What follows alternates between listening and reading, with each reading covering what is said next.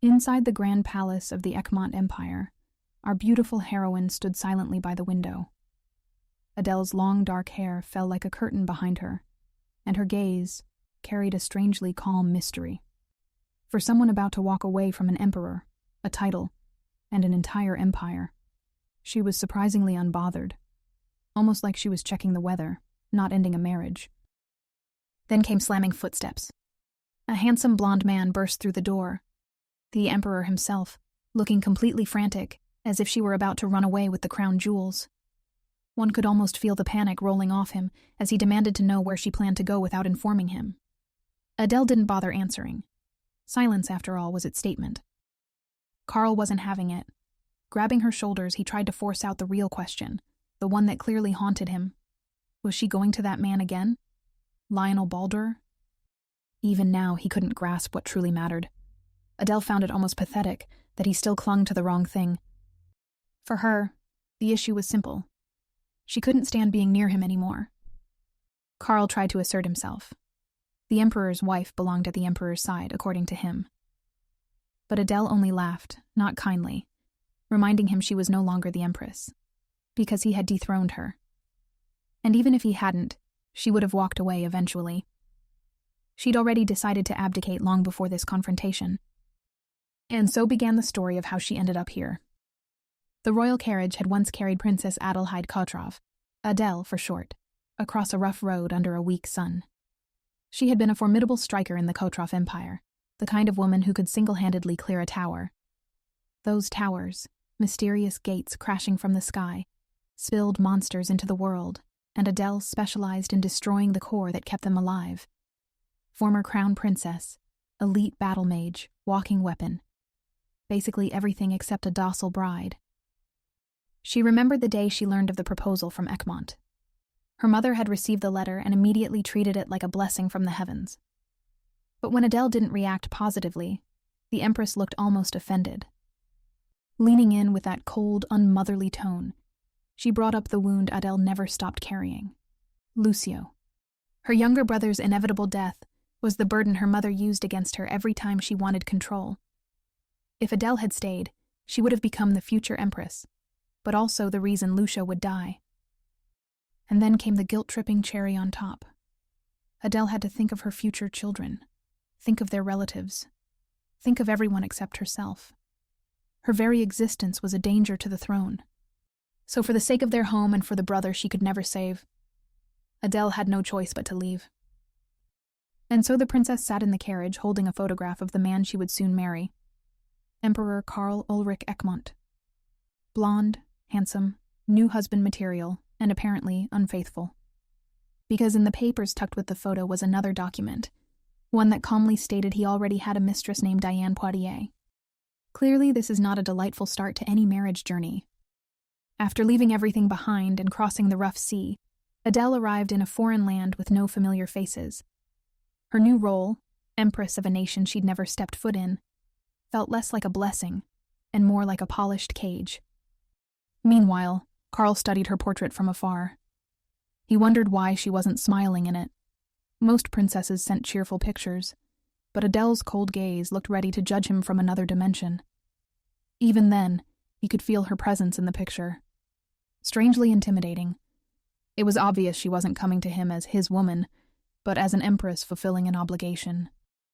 A month later, her arrival stirred the entire order of knights. Lionel Baldur, second son of Duke Baldur, Minister of Defense, and commander of the knights, waited at the gate with his men. And the moment they spotted her carriage, they all bolted to welcome their soon-to-be empress. Inside the carriage, Adele heard the thunder of hooves. She asked her maid if they'd arrived yet. Sadly, this was only the first gate, still an hour to the second. Deciding that she'd endured enough sitting for one lifetime, she chose to change clothes. Lionel reached the carriage door, formally announcing his role and his intention to escort her. Yet there was no response from inside. The maid opened the door for him, revealing a young woman with black hair and striking golden eyes. Not in a dress, but in horseback riding attire. A princess who greeted him with calm confidence and introduced herself plainly, Adelheid Kotrov. Lionel introduced himself as well, though he was clearly thrown off. She explained that after 2 months sailing on a ship and being trapped in a stuffy carriage, she longed to ride a horse. Some knights protested, but Adele assured them she wasn't being reckless. She was simply a skilled rider, and judging from the way she handled the horse without hesitation later, that was an understatement. Lionel watched, quietly impressed. She wasn't bluffing. Upon reaching the next checkpoint, he gently suggested she return to the carriage.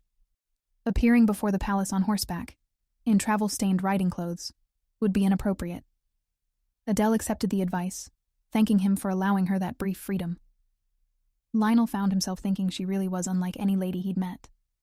Strong-willed, sharp, calm, and almost wasted on a political marriage. It was a pity, he thought, that such a remarkable young woman was destined to become the Empress of Egmont. Back in the imperial palace, Karl sat in his office going through documents when a servant announced that someone from the Ivory Palace had arrived. Diane was asking for him again, apparently in need of his help.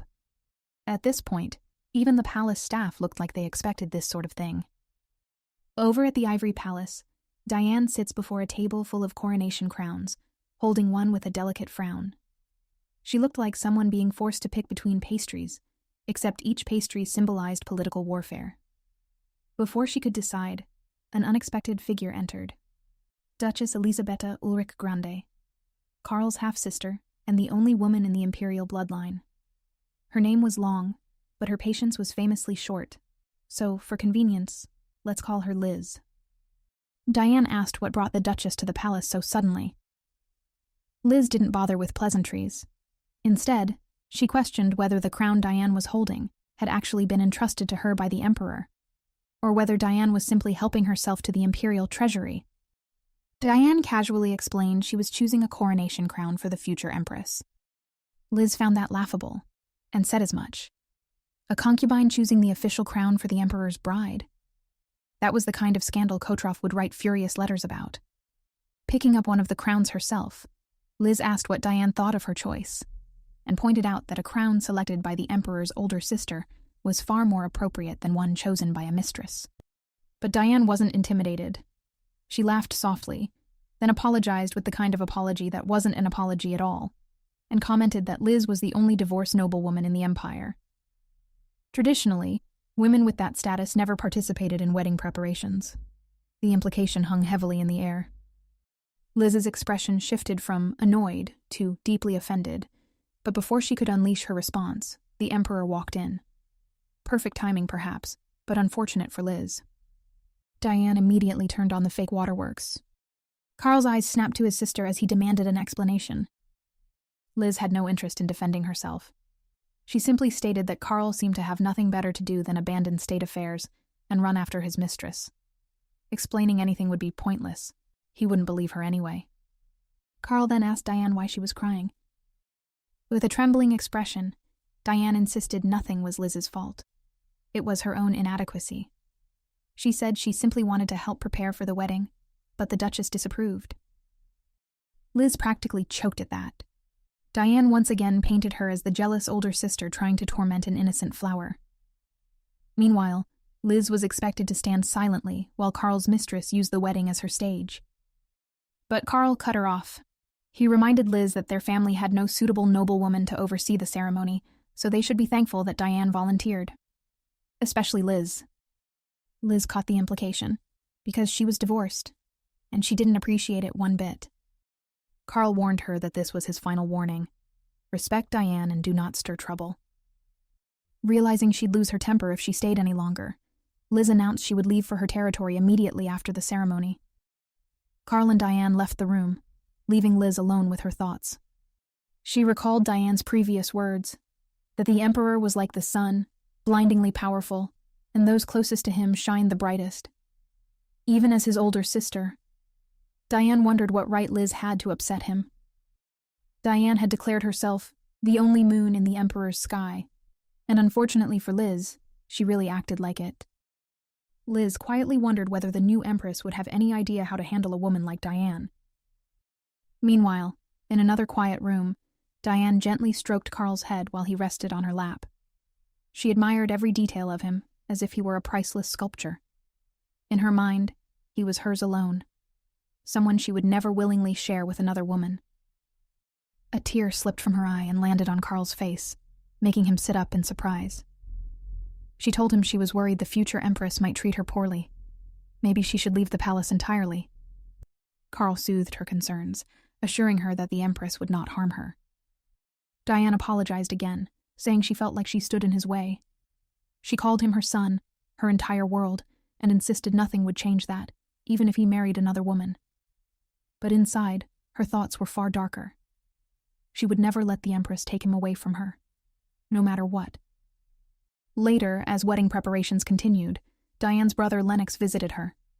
He casually asked if she intended to choose the emperor's clothing next, but he couldn't help noticing she didn't look like someone whose lover was about to marry another woman. Before she could answer, Diane noticed a maid nearby. Soft blonde hair, deep blue eyes, ordinary features, yet apparently troublesome to Diane. She immediately dismissed the servants. Once they left, she told her brother she didn't want any maids with blonde hair and blue eyes near her again, and warned him to watch his words around them. Lennox pointed out that nearly half the palace staff shared those features. Removing them all would leave the palace empty. But Diane didn't care. When she drew a line, she expected everyone to obey. Dropping the topic, Lennox asked whether she was sure she could handle the empress. This wasn't some simple noblewoman. It was a royal princess from another empire. And if Karl couldn't live without Diane, why wasn't he making her the empress? In his view, any new empress would see Diane as a threat, and with good reason. Aside from that, rumor already had it that the future empress was extraordinarily beautiful. Lennox reminded her that this was exactly why he pushed her to conceive the emperor's child before the marriage. But Diane snapped that things weren't that easy. She insisted Karl would never give the empress real power, because he despised the very concept of an empress.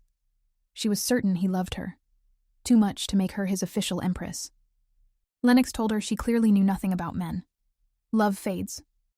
Diane calmly agreed. Love for the living, yes, fades. But love for the dead, that stays untouched. Opening the locket around her neck, she gazed at a portrait inside. She said the emperor saw his mother in her, a woman who had died under the persecution of the former empress. That was why the title, Empress itself, created distance between them. In her mind, Karl would never love the woman who held that title. So why chase the throne? With a chilling smile, Diane declared she preferred being a concubine who possessed both love and influence, rather than an empress with nothing but a crown. The day after Adele arrived, the palace lined up a whole parade of nobles to greet her. It's their attempt to display their best political manners in front of the future empress. Yet despite all the formalities and smiling faces, one thing was impossible to ignore. The emperor never showed up. Not a word, or even a polite message. By the time the last guest finally left, Adele was exhausted. She asked for a hot bath and announced she'd meet anyone else tomorrow. A very reasonable plan, until the palace proved it had no intention of letting her relax. Because just moments after she settled into her room, Diane appeared without warning. Adele was in disbelief. It wasn't every day a random stranger strolled straight into a future empress's private quarters. Visitors were supposed to wait in the sitting room, not her bedroom. Yet here stood Diane, calm, confident, and undeniably out of place as she introduced herself. Adele instantly recognized her, though she pretended otherwise, turning her attention to her maid to dry her hair. Meanwhile, Diane quietly examined Adele from head to toe. And upon noticing Adele wasn't blonde with blue eyes, Karl's supposed type, she allowed herself a small smile of relief. A smile Adele definitely caught. Then Diane made her move. She politely asked to dry Adele's hair, but Adele immediately cut off the attempt, her expression turning sharp and unmistakably assertive. If Diane wasn't a servant, what exactly was she doing barging into the Empress's private room? Diane tried to sweeten her intrusion by claiming she simply wanted to share the Emperor's personal preferences, his likes, dislikes, and even how Adele should style her appearance. Apparently, he preferred curly hair and a touch of blush. Adele had absolutely no intention of tolerating such behavior. With no hesitation, she seized Diane by the hair, a reminder of who held the higher position now. Then she requested a drink, fully done with uninvited interruptions. If Diane truly had something to say, She could tell the Emperor directly about Adele's supposed preferences in men. For instance, Adele preferred men who spoke to her honestly and handled personal matters face to face. She also made it clear that she had no intention of reshaping herself to suit anyone else's tastes. So there was no reason for Diane to chatter about the Emperor's preferences at all. She could simply keep that information to herself. Then, she smoothly told Diane to leave. Diane tried to remain composed, wishing Adele a pleasant stay and offering future assistance. Before leaving, she ordered the servants to take good care of the future Empress, maintaining her usual facade of sweetness. Adele eventually learned that Diane wasn't just the Emperor's mistress, she practically ran the palace. And with the way everything was arranged, it almost felt as if Adele had wandered into the imperial residence by accident, rather than as the future Empress. When the maid brought her a silver crown to try on, the moment should have felt majestic, yet Adele disliked it instantly. She quickly requested a gold crown instead, and insisted it be changed before the wedding. Somewhere else in the palace, Karl noticed Diane's growing distress as the wedding ceremony approached. Karl wanted to protect her from the title of Empress, but at the same time, he wanted to do nothing with her. Whenever he hears the word Empress, it makes his stomach turn, which was the entire reason he had ignored Adele upon arrival. But that decision only pushed Diane deeper into emotional chaos. Just then, Diane commented on how the Empress is truly noble and beautiful. But to someone like Adele, it's only natural that she would appear merely as a common palace handmaiden. She spoke with fake tears, aware that the Emperor's birth mother had been a handmaiden to the former Empress, which made her understand how Karl would react upon hearing that. When Karl questioned her about her meeting with Adele, Diane claimed nothing happened, and that she simply couldn't explain her identity in front of Adele. It supposedly made her too sad. Soon she was crying, trembling, and struggling to breathe, prompting Karl to urgently summon a doctor. She begged him not to leave her alone, especially on that day. And as expected, when the wedding was supposed to begin, guests whispered restlessly. The Emperor still hadn't arrived for the ceremony, leaving Adele standing alone at the altar. The tension was thick enough to cut with a jeweled dagger. To Adele, it felt like being thrown onto a battlefield without armor. But she remembered an old piece of advice from her nanny: trust only yourself, and guard your dignity with everything you have. So Adele asked for a chair. The entire hall watched in stunned silence as she calmly sat down, waiting for her groom as if the spotlight were hers alone. Somehow, she made even a simple chair feel like a throne. People whispered that she must be incredibly confident, and frankly, they weren't wrong. Her beauty captivated the entire crowd, and in that instant, she shifted the atmosphere by simply existing. One of them finally gathered the courage to approach her, Duchess Grande, the Emperor's sister. She politely introduced herself, eager to greet the future Empress. Adele replied that she didn't yet know how to present herself, but once the wedding was over, she'd be able to do so properly. An old man also chimed in, introducing himself as August Ulrich Dispone. He smiled and declared that Adele could now confidently claim the imperial surname, Ulrich Egmont. But Adele was far from naive. With a single poised comment, she offered them a seat after they all introduced themselves. She subtly indicated where she stood in this hierarchy. From that moment alone, everyone understood. This Empress would not be easily overshadowed. At long last, Emperor Karl finally appeared, much later than any groom should. But when his eyes landed on Adele, even he faltered. She wasn't just a bride waiting at the altar. She looked every bit the Empress she was meant to be. Their first meeting, however, was ice cold. They were two strangers facing each other at their wedding, bound by duty rather than affection. Adele glanced at him with composed interest, noting he looked far better in person than in any portrait, but she couldn't understand why he looked coldly at her. He was the late one, not her. Meanwhile, a servant stepped forward, offered her the wedding bouquet, and another urged Karl to take his bride's hand, so the ceremony could finally continue. However, Karl refused. He turned away from her hand in front of the whole empire. A silent rejection that jolted the crowd and left several jaws hanging open. They still walked to the altar, though Karl seemed far more invested in revisiting the previous incident involving Diane. Adele maintained her composure, even while thinking about how absurd it was that a maid, or in this case, a mistress masquerading as one, had entered her private room without permission. Karl corrected her instantly, telling her Diane was not a servant, and he warned Adele to be cautious with her words regarding her. And right there, in the middle of the ceremony, he informed his bride that she shouldn't expect him on their wedding night. Nothing would happen between them. The priest continued as if none of that happened, announcing Adele as the new empress of the Egmont Empire, an unchangeable fact now that the vows were sealed. While Adele's first night as empress began in uneasy silence, Diane was staging her own tragedy. She had refused food for days, and the maids hovered nervously around her. One maid made the innocent mistake of commenting on how Diane seemed too anxious to eat. The poor girl instantly regretted it and apologized to Diane, but also called her "my lady." That's strike two for her. Diane quickly glares at her, making the maid fall to her knees, apologizing frantically to avoid punishment. Diane, who apparently considered herself the true mistress of the palace, grabbed the maid by the hair and reprimanded her with sharp cruelty. She demanded to be addressed as palace master, not merely a mistress or a usual noble lady, and dismissed the terrified servant with cold disgust. She was irritated by the incompetence around her. Then she told her remaining maid to fetch a doctor, insisting the entire palace believed she was too ill to rise from bed. Meanwhile, Adele understood the situation all too well. She was alone in unfamiliar territory, surrounded by people she couldn't trust, not even the servants.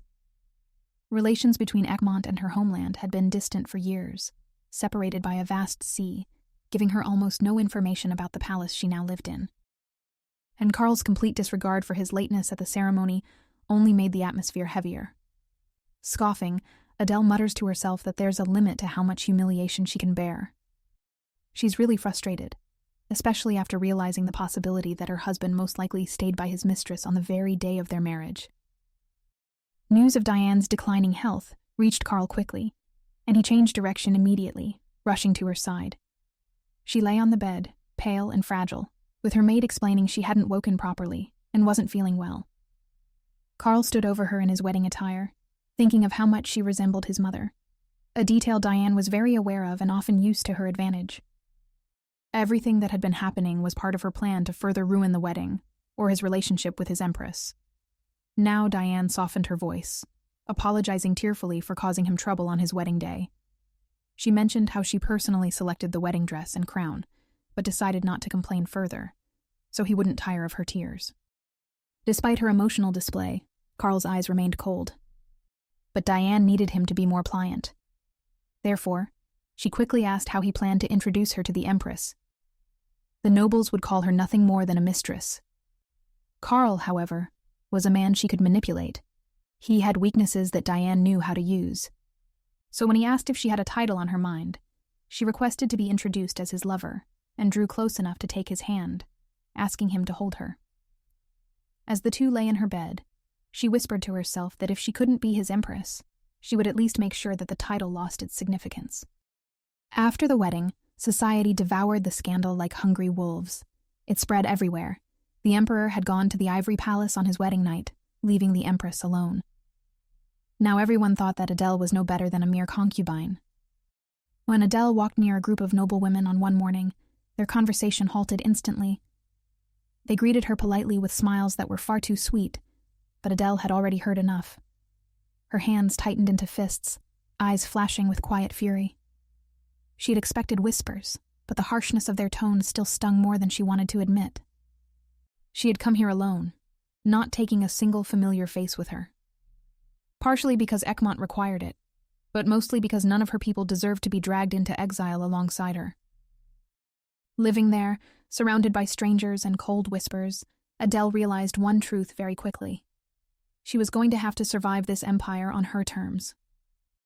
By tradition, the empire's grand wedding banquet took place on the third day after the ceremony, and at the Ivory Palace, Diane was busy preparing for it, though the only thing she was actively working on was deepening her resentment. While the servants scrambled around her, she drifted through her memories, back to the moment she lost her parents in a sudden monster raid from a tower. From that tragedy onward, she had clawed her way up with nothing but grit and ruthless determination. She earned a noble title, won the emperor's affection, and secured her residence in the Ivory Palace entirely through her own hands. So in Diane's mind, someone like Adele had no right to sit on a throne she herself had fought so hard to approach. And because of that belief, Diane made sure Adele wouldn't even touch that throne on the day of the banquet. In Diane's perfect version of events, everything tied to the Emperor, first night, first banquet, first grand entrance, should belong to her, not the foreign princess who legally held the title. While Diane plotted in her pretty little fortress of grudges, Adele was dealing with her own crisis. The banquet dress didn't fit the moment she tried it on, not even close. The maids winced as they apologized, explaining that the measurements sent from her homeland apparently didn't match the ones prepared in Egmont, and the only reason why her wedding dress was fitted to her simply because it was crafted by different tailors. When Adele instructed them to simply resize it, adding that being late to her own banquet wasn't the end of the world, the maids hesitated with that careful, overly polite tone that always meant trouble. Making a dress smaller was easy, but making it bigger was nearly impossible. Adele exhaled slowly, remembering her mother's warning, one she had brushed off back then. Her mother had always said that whether it was fighting monsters or climbing towers, she couldn't forget that palace politics were a battlefield of their own. A general in the wilderness could sleep easier than an empress who blinked at the wrong time. And here she was, realizing her mother had been painfully right. In Egmont, she couldn't let her guard down for even a moment. Faced with only two choices, miss her own banquet or wear a dress that didn't fit, Adele took a good look at the maids. She asked bluntly whether Diane had planned the whole wedding without the Emperor's permission. Their silence was answer enough. To Adele, the entire situation was absurd. Diane truly believed she could humiliate her with a small dress and the Emperor's temporary affection. But the problem was simple. Diane clearly had no idea what kind of woman she was dealing with. Adele wasn't just a princess. She was the witch of Kotrov. And she had survived far worse things than petty wardrobe sabotage. With that calm, unbothered authority that made her so dangerous, Adele instructed the maids to bring her the dress and the crown from the wedding ceremony.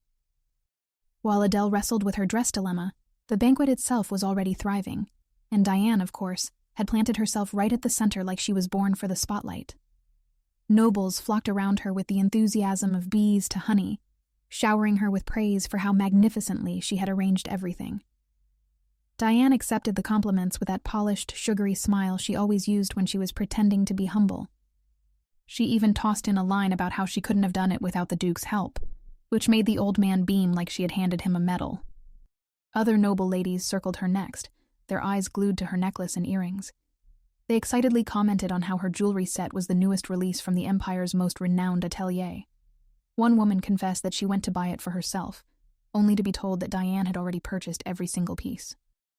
As usual, the women quickly exchanged gossip. One noble leaned in and whispered that she heard the Emperor spent the night of his wedding at the Ivory Palace. Their faces lit up like they'd discovered a forbidden romance. For them, the event was the stuff love stories were made of, and apparently worth being jealous over.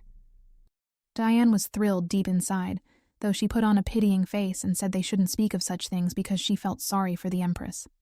It was an act, all of it, but she loved every second of their admiration. These noble women, born into privilege, treated her with awe, measuring every word carefully, never daring to offend her. Their flattery made Diane's whole body buzz with satisfaction. It was intoxicating to her. Right in the middle of this mountain of compliments, Lennox strutted into the conversation and proudly declared that his dear sister still had the Emperor's permission to manage the palace freely. According to him, Diane practically had more authority than the Empress. Of course, he said it loud and proudly. Someone finally cut through his bragging with a calm but dangerously sharp remark. Lionel. The instant he spoke, every woman in the group turned toward him, dazzled by his presence. Lionel reminded Lennox why the banquet existed in the first place, and that if he valued his position even a little, he should watch his mouth. Lennox bristled instantly, puffing up like he was ready to start a fight right there. Diane panicked internally. The last thing she needed was her brother's brain-to-mouth problem blowing up her carefully crafted image.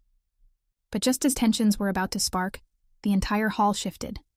All eyes moved to the entrance, because the Empress had finally arrived. Adele walked through the grand hall with the poise of someone who knew exactly who she was. Beautiful, composed, and quietly regal, she commanded attention without saying a single word. People couldn't help but stare. Most didn't even recognize that she was wearing her wedding dress. It was only Diane, now fuming beneath her polite expression, who recognized it immediately. Adele offered a small smile and apologized for being late, and that alone sent waves of admiration across the crowd. The way she carried herself was magnetic. And then she walked up the Emperor's stairs. No one had ever dared to do such a thing. But Adele did it naturally, like she was simply taking her rightful place. The nobles were stunned and deeply impressed. This reaction was not what Diane had prepared for. She had expected murmurs, judgment, maybe even mockery. Instead, she had to watch the crowd fall in love with Adele's grace and confidence right before her eyes. As soon as Adele fixed her gaze on the Duke, the old man nearly jumped to answer. He insisted he was thoroughly enjoying the banquet, and even added that he had been waiting for the Empress to join. One had to admire how fast the man switched teams depending on who shone brighter. Once Adele settled into her throne, a new problem popped up. Nobody wanted to be the very first to introduce themselves. It was the classic noble version of, "You go first. No, you go." Thankfully, Lionel stepped forward like the natural knight he was, greeting her along with the nobles from the Baldur dukedom. That broke the awkward spell instantly, and within seconds everyone began flocking around the Empress like it was their idea all along. Meanwhile, Diane noticed something unforgivable. Adele hadn't even looked her way. And for someone who thrives on being the center of gravity, that tiny detail stung. Still, Diane wasn't about to sit quietly and sulk when she could perform. So, she boldly approached and introduced herself, only to receive one of Adele's calm, polite greetings in return. With that first attempt falling flat, Diane switched tactics. She brought up the wedding preparations and the banquet, blatantly fishing for an emotional reaction. But Adele only stared back with that elegant, unreadable expression and delivered what could only be described as a graceful slap. She told Diane she was sure she had tried her best, then casually mentioned she couldn't wear the banquet dress because it was, unfortunately, too small. She even reassured Diane not to apologize since humans make mistakes. The nobles murmured immediately as they were connecting dots. It was obvious what everyone now suspected. The Mistress, and the color drained from Diane's cheerful facade. Right then, the Emperor arrived. Perfect timing to make everything worse, as always. The nobles stiffened, and Karl noticed immediately that Adele had once again taken control of the room without lifting a finger. It clearly bothered him. And worse, he saw Diane's tearful face. As always, Karl jumped to conclusions like it was his specialty. Someone made his beloved mistress cry, and the culprit was obvious to him. He demanded to know what Adele thought she was doing. Adele simply said she was greeting everyone. When he pressed about Diane's tears, she calmly suggested he ask his mistress himself. Diane's explanation was vague enough to avoid direct blame, but sharp enough to point Karl in the direction she wanted. He took the bait instantly, and when he walked to his throne, he passed Adele like she was invisible. Not that Adele gave him the satisfaction of reacting. She remained composed, as if she had expected nothing else, but Karl wasn't done embarrassing himself. He loudly declared that Diane was his lover, so Adele shouldn't mind her, and he added that he wouldn't interfere with Adele's lover either. The Emperor really said that in front of the entire empire. Adele laughed. Her signature, "I'm furious, but will not give you the satisfaction" laugh, and reminded him he should tell his lover to stop seeking her out. She also casually noted that she'd only met Diane twice, yet both times Diane approached her first. Of course, Karl acted like he didn't hear a word. Everyone watching assumed the Empress simply wasn't the type to get rattled. Lionel, who respected her more than most, believed she was unshakable. But deep down, he also knew she was always tightly keeping herself in check. And that night proved it. Because once Adele was alone, her composure cracked just enough for her emotions and her mana to spill over. Everything in her room trembled from the surge of power she could no longer contain. Between the too small dress, Diane's calculated digs, and Karl's public humiliation, she had every right to be furious. Still, she tried to push the mistress issue aside and focused on the real puzzle, the Emperor himself. Why was he so obsessed with Diane yet refused to make her empress? Why bring Adele all the way from a distant empire just to treat her like a nuisance? Maybe Karl thought he and Diane were some tragic star-crossed lovers. though Adele suspected his imagination was far too generous. Lying in bed, slightly drunk and exhausted, Karl's words echoed again, that she could have a lover too. The sheer unfairness made her want to scream. But then she remembered her father's teachings. Act as though you're always in control and never show weakness, because people smell vulnerability instantly. And that was the problem. Without Karl's approval, she was an empress by title only. Once everyone realized she held no true power, they'd swarm her like predators sensing blood. She needed a solution. And fast. Something solid enough to secure her position before the vultures gathered. The next day, Adele wasted no time. She needed to figure out who was actually running things inside the palace.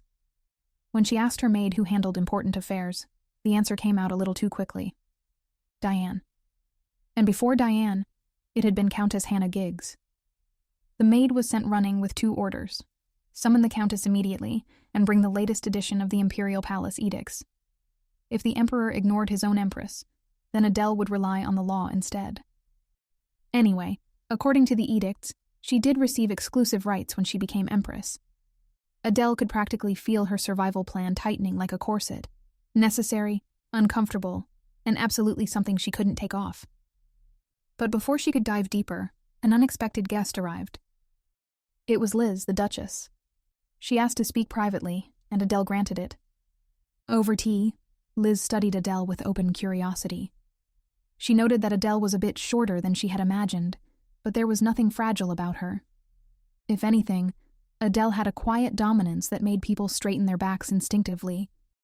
A useful aura to have in a palace full of opportunists. Liz then got straight to the point. Word had already spread that Adele called Countess Hannah. For nobles, this meant only one thing. The Empress intended to strengthen her position, and Liz warned her it wouldn't be easy. Diane had 2 big advantages: the Emperor's affection and Duc d'Espoin's influence. Practically everyone in the palace was supporting them.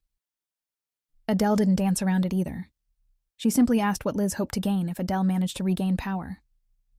Liz admitted that her brother, the Emperor, was cornered between Diane and the Duke. Karl had power in name only, none of the actual authority a ruler should have. Liz hoped the Empress could become the bridge connecting Karl back to control. In short, if Adele stabilized her position, the whole empire would stabilize with her. Countess Hannah, Liz added, would be a strong ally. Then Liz's advice took a bolder turn. She said Adele should publicly announce that she was seeking an imperial aid. Traditionally, the Chamberlain was a woman, but the Empress's aides were typically men. Liz mentioned, almost casually, that whenever her father changed lovers, her mother simply increased her number of male aides. The implication was obvious. Adele couldn't help but giggle. If Karl had a mistress, then perhaps the Empress should have options. The nobles would certainly talk. But Liz quickly clarified. She wasn't telling Adele to actually commit adultery. Their empire cared deeply about appearances. What mattered was that Adele must not look weak. If she let Karl treat her like a decorative empress, the palace would view her as nothing more than an imperial concubine. And that was the one thing Adele absolutely couldn't afford. Liz then added one last interesting detail.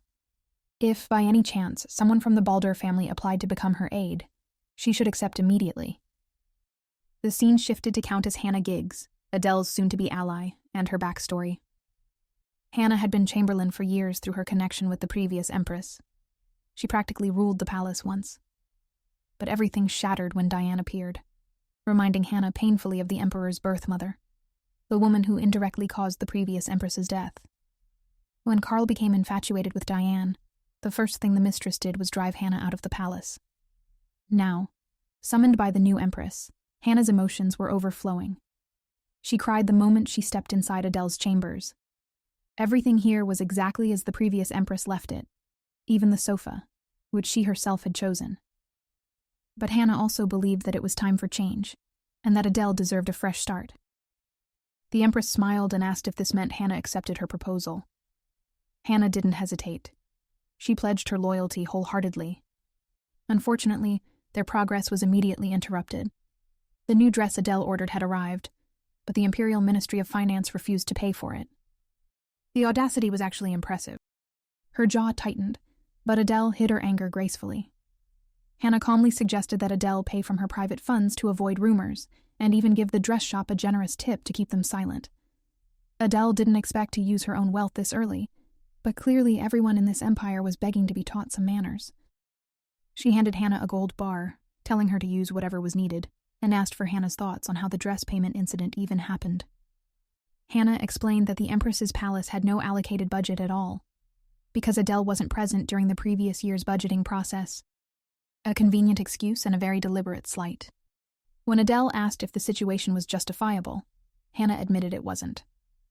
An emergency budget increase could be issued, but only with the Emperor's direct approval, meaning Adele would have to face her husband. So while Hannah handled the dress issue, Adele headed into her own battlefield, the Emperor's palace. When she arrived, servants informed her that Karl was in a council meeting. Since she insisted on speaking with him, they escorted her to the waiting room beside the conference hall. And as Adele took her seat, she had one more plan in mind. If she had to wait for the Emperor, she might as well listen in. Perfect time to learn what the council was plotting behind those closed doors. Inside the council meeting, the tension was almost suffocating. One of the noblemen all but threw himself forward, begging for strikers strong enough to destroy a growing tower, and keepers capable of holding off the monsters spilling out of it. According to him, people were dying as they spoke. Flying creatures had already emerged, and the portal kept expanding. But no one dared support his plea. To them, Count Calvin was just a country bumpkin noble exaggerating a minor problem. Lennox eventually chimed in, calling the Count's request excessive. In his eyes, the situation in Calvin's territory was only a level 4 tower, which meant there was no need to dispatch any imperial mages. But the Count insisted otherwise. Facing flying monsters meant the threat was far beyond a mere level 4. Then Lennox asked the one question everyone had been avoiding. What would they do if a first-level tower appeared right on top of the imperial palace? He pushed further, accusing the Count of being selfish, suggesting Calvin didn't care about the Emperor's safety and only wanted help for his own benefit. Sitting outside, Adele overheard bits of the discussion, enough to understand that a tower had appeared somewhere and people were desperately in need of a skilled striker. Lionel stepped in next, sounding far more reasonable. He argued that Count Calvin's lands needed immediate support. They had manpower ready, and the imperial magicians were conveniently inside the palace with nothing to do but wait. The Emperor cut in before Lennox could snap back again. Karl apologized to the desperate Count and promised he would consider the request, an empty formality that carried no hope. As the Emperor dismissed the nobles, a servant informed him that the Empress was waiting. The meeting dissolved quickly. Noblemen bowed politely as they passed Adele in the corridor. Karl still hadn't given any orders to send mages.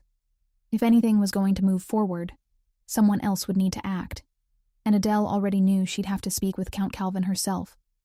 But of course, drama arrived on schedule. The Duke suddenly appeared, loudly greeting her as "my dear lady." A pointed choice, especially when every man exiting the chamber could hear it. Adele instantly disliked the false warmth in his voice, while the Duke clearly enjoyed her discomfort. His apology sounded refined, the kind of tone used by someone who apologized often, and rarely meant it. Adele responded with her usual grace, suggesting he choose a more appropriate way to show friendliness next time, especially in how he addressed her. Lionel then approached and bowed. Curious, Adele finally asked who Count Calvin was, the man begging for help earlier. After introducing himself, Count Calvin repeated his concerns, and Adele admitted she had overheard the situation. The voices were loud enough to leak through the door. She understood how urgently he needed mages. Suddenly, Lennox joined the group as well, greeting the Empress with practiced courtesy as he introduced himself as the vice commander of the Mage Corps. Adele echoed what she heard inside. Did the Empire really classify towers with flying monsters as medium-level threats? Because it certainly sounded like Lennox had no intention of sending any mages to help. Confident to the point of arrogance, Lennox declared that he would personally protect the palace, and not a single monster would breach the walls.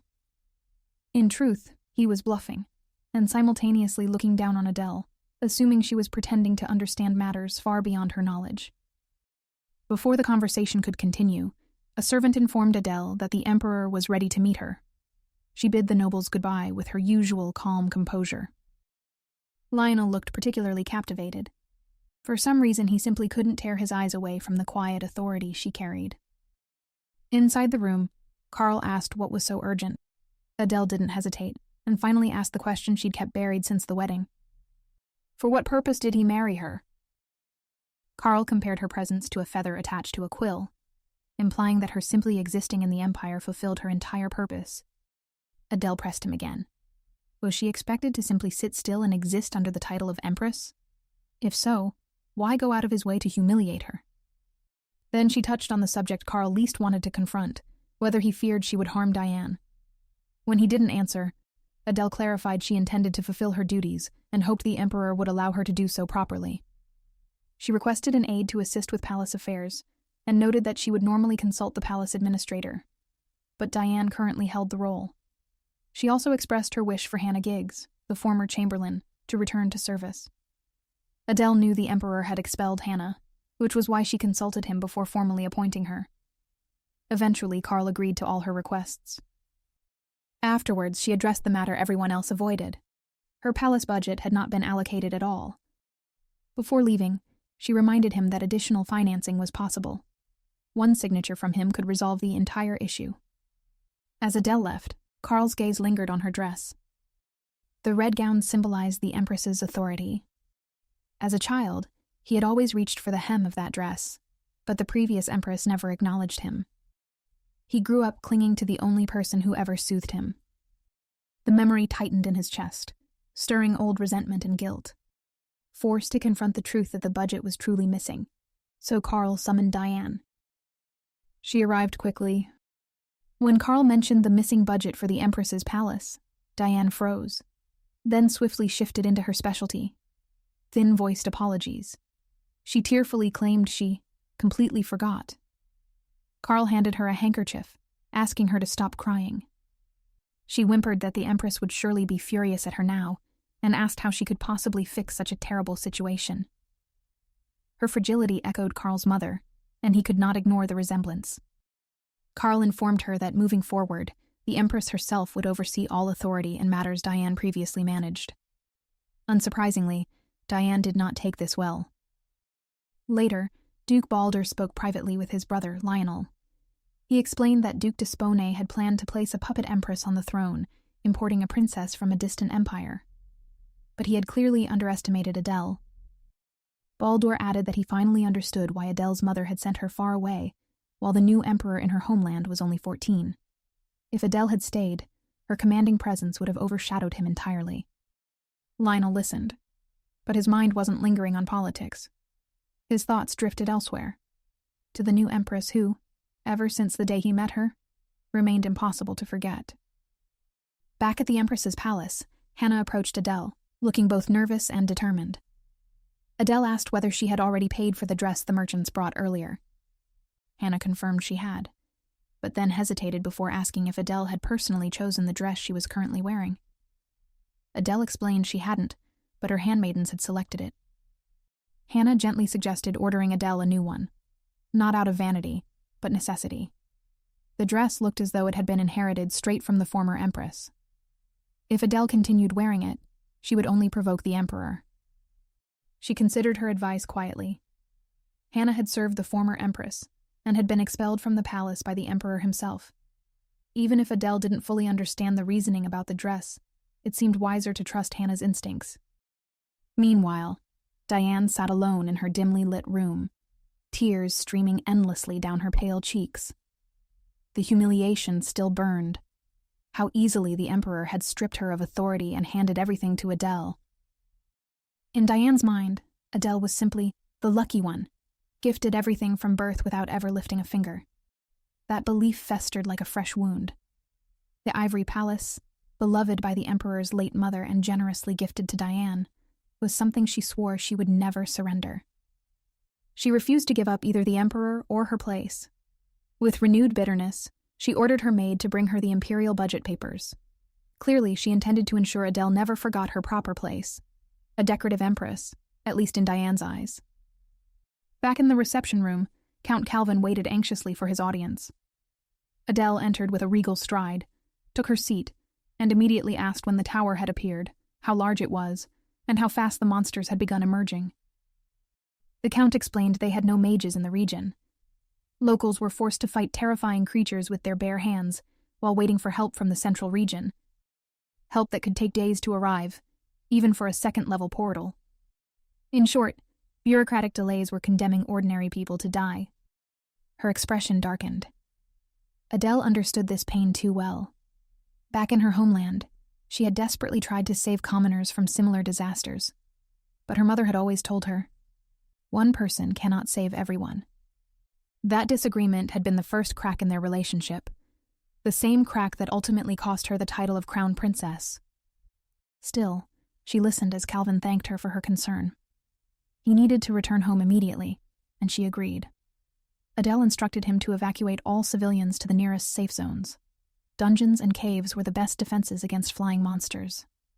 Children and elders must be moved first.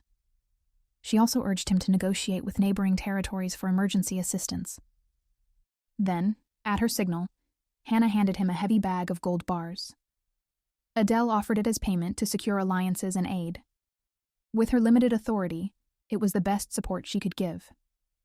Later that day, Lionel and his older brother waited in their office, wondering why the Empress had summoned Count Calvin.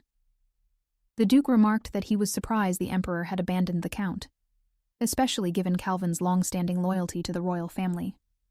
Lionel called it absurd that the Emperor would so easily turn his back on his own people. Their conversation stopped when Count Calvin arrived. Lionel immediately asked what had happened after seeing the man on tears. Calvin explained everything truthfully, still clutching the gold Adele had given him. He expressed deep gratitude, especially after the Duke handed him another pouch of money, and all he wished now was to return to his family before things worsened. The two brothers watched Calvin leave in stunned silence. Adele had given away her own gold to save ordinary citizens, a noble act from someone with almost no support in the Empire. As for Adele, she wished she could have done more for the poor Count. Hannah gently remarked that Adele had already done the best she could within her current limitations. The reminder settled heavily. Yes, this was her limit for now. She remembered what her mother once told her. You are intelligent, but the world is built by the intelligent and seized by the wise. So, you must always be wise, Adele. There was a reason she endured insults and slights in silence. There was a reason she could offer only a few coins instead of sweeping solutions. The problem was simple. She had no real power. So, what was the wisest way for Adele to gain power in this empire? Her next step became clear the moment Hannah advised her to request an audience with the Emperor. After all, as long as she remained in the Empire, maintaining good relations with Karl was essential.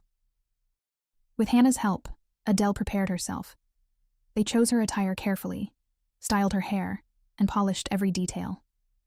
The result was breathtaking, a vision of elegance and quiet strength in a blue dress, ready to face the Emperor once again. When Karl saw her that night, he actually paused. Her gold-colored eyes, softly defined red lips, flawless skin, and the elegant line of her collarbones. Adele looked different today. He asked why she had come at such a late hour. Adele gently suggested they could share dinner if he hadn't eaten yet. But Karl brushed that aside completely, demanding instead to know why she had summoned Count Calvin earlier. He had sent the man away himself, deeming the dying county unworthy of effort. So, hearing that the Empress not only met Calvin but even gave him gold, it irritated him. He couldn't tell whether she was trying to be noble or simply pretending. Adele calmly explained that she only asked for information about the crisis, and she gave Calvin a small sum solely to evacuate civilians. It wasn't an act of rebellion. It was compassion. Karl stepped closer and whispered that she should keep her eyes and ears closed, that she should think only of pleasant things and ignore the chaos outside, as if empathy were somehow a flaw. Adele didn't back down. People were suffering and she couldn't pretend otherwise. To the Emperor, it sounded as if she now considered his people hers, despite having never met any of them until she became Empress. Adele's stomach churned as she forced her anger under control. Then, without warning, Karl lifted a lock of her hair, studying her as though she were a stranger. Leaning closer, he inhaled the faint sweetness of her perfume. For a moment, he seemed genuinely captivated, and thought to himself, was this really the woman who could seize control over a room with a single glance? But when his eyes met hers again, displeasure was clearly written across her face. Even so, he didn't retreat. Instead, he suggested that since she had come so late at night, they should finally make up for their lost wedding night. He even said that if she asked him to hold her, he would do so. Then he whispered for her to close her eyes and leaned in to kiss her. Adele couldn't bear it. She tried to pull away, smacking his hand aside, but he only grabbed her wrists, tightening his hold. He reminded her that he knew she had once been her empire's crown princess. And yes, she had the eyes of an emperor, but this empire belonged to him. He warned her that he preferred obedient women and ordered her not to meddle in his affairs again. Moments later, Adele walked out shaking with fury. Her vision blurred, her steps unsteady. The worst part wasn't his arrogance, it was her own powerlessness. And right then, of all the people she wished to avoid, Diane appeared. She quickly noticed her trembling. Adele told her to step aside, but Diane leaned in with venomous curiosity, whispering how Adele had followed her beauty advice, yet still had no luck with the Emperor. Now, according to her, Adele was simply running from her own mistakes. Adele hurried away the moment Diane turned to leave. The palace suddenly felt suffocating. Everywhere she looked, someone wanted her gone. She rushed down the stairs, desperate for a quiet corner to steady herself. But in her haste, she nearly slipped, only to collide with Lionel. He caught her firmly. When their eyes met, something in his expression softened. But after she thanked him for catching her, the Empress quickly excused herself. Lionel watched her go with worried eyes. The Empress, who always carried herself with calm confidence, looked nothing short of devastated. He then glanced down at the hand that had caught her, feeling almost as though it were still burning.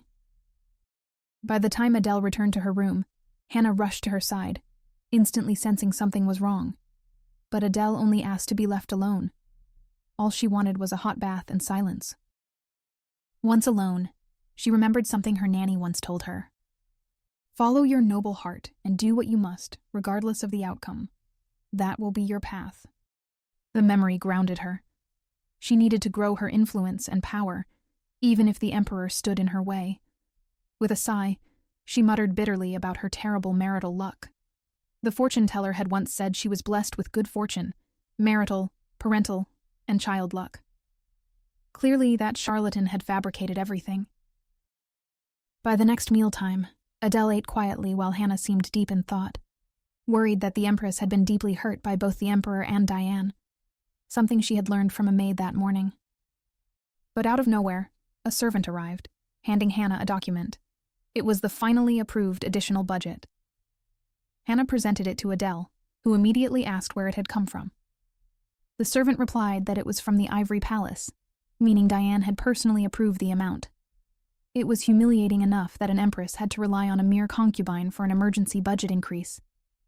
But what made it worse was the amount itself, insultingly small. So, she quickly requested the rest of the palace budget documents. And when Hannah returned with the official account books, Adele almost laughed in disbelief. Her budget was so tiny it couldn't even buy a single horse. Worse, the funds currently allocated to the Ivory Palace were supposed to belong to the Empress's palace. Adele knew exactly whose hands had shaped that insult. It was only natural for Adele to send the document back for correction, but the speed of the reply said everything. Diane was still handling all the additional budget request, as if nothing had changed. She immediately ripped the paper in her hand and told the poor servant to go back and request yet another revision. When Diane received the second request, she sighed dramatically, muttering that the Empress simply wanted to indulge her taste for luxury. For Diane, the money she sent was already more than enough for Adele.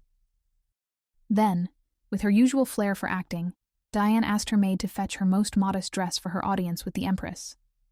At the same time, she sent another maid running to the Emperor with a message. The Empress had summoned her over a budget increase, and Diane was trembling in fear. Meanwhile, Adele was hunched over the legal code, studying every line like a student preparing for a life-or-death exam. Thankfully, the law was very clear. The Empress had exclusive authority to decide who may reside within the imperial grounds. Since the Emperor controlled the additional funds, Adele couldn't dispute that part. But this clause, at least, was in her favor. Even so, Hannah still worried. Imperial edicts were a double-edged sword, useful, but dangerous enough to slice back. Still, Adele found it almost comedic that she now had to beg the Emperor's concubine for money that was originally hers, especially since Diane had added a single silver bar to the budget like she was donating charity.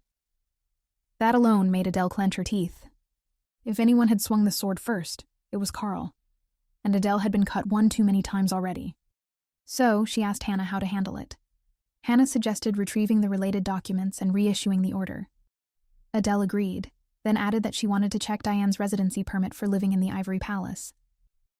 According to imperial law, empresses gained power in 3 ways: family, childbirth, or political influence. Family support was out of the question. Adele had practically been exiled by her own mother. Producing an heir was also impossible, especially after the Emperor himself once told her to simply ask if she wished to be held by him, an offer she had no intention of accepting. That left only one viable path. Adele needed to hire an aide and strengthen her own foundation. Just as she was planning her next steps, that familiar feeling of danger flickered nearby, as if a tower had suddenly appeared. But when Adele glanced sharply at the sky, everything looked normal. Then a maid hurried in, announcing that Diane was requesting an audience. Afterwards, Diane entered looking deceptively angelic in her plain dress. But Adele knew better. Sometimes the sweetest packaging hid the sharpest fangs. The Empress asked whether Diane had brought a response about the additional palace funds. Diane looked at her with practiced innocence, as if she had no idea why Adele looked displeased. When Hannah laid out the documents showing the Ivory Palace budget, Diane instantly realized that Adele was using her authority, both properly and under pressure. Adele had only one simple question. Why had the Ivory Palace never submitted any financial reports when every other institution had? Adele pointed out that all other royal departments detailed every purchase and wage payment, yet the Ivory Palace submitted only total expenses, with zero explanation of how the money was used. Nervously, Diane asked why the Empress was suddenly questioning the Ivory Palace budget. Adele calmly explained that she needed to transfer the funds from the Ivory Palace back to the Empress's palace. At that very moment, Diane's maid wasted no time sprinting to the Emperor. She breathlessly exaggerated that the Empress had summoned Diane, and that the concubine was terrified. She dramatized the story so much that Karl felt his throat tighten with panic. Back with Adele, she continued explaining that because Diane had been performing the Empress's duties in Adele's absence, she was allotted those funds as compensation. But now that Adele was fulfilling her role, it was only natural the money be returned. With a polite smile, Adele thanked Diane for her service and added that she wouldn't ask Diane to write detailed spending reports. Adele would review everything herself, and Diane only needed to return the entire budget. Inside, Diane was seething. A stranger had returned and was taking back everything she had controlled. She had grown comfortable running the palace in Adele's absence, and she hated losing her grip. She clenched her hand tightly, reminding herself that everything had been hers first. Adele knew exactly what Diane was feeling. It was the same crushing loss she felt when her mother revoked her position as crown princess, when all her power disappeared overnight. So, Adele asked whether Diane blamed her for losing her palace authority, but Diane kept her mouth shut. Adele told her to listen carefully. She reminded Diane that she was the Empress now, and Diane should never have challenged her. No matter how hard she clawed, Adele would never let her overstep again. In Adele's mind, as long as Diane didn't challenge her authority, she was willing to let Diane keep as much as possible.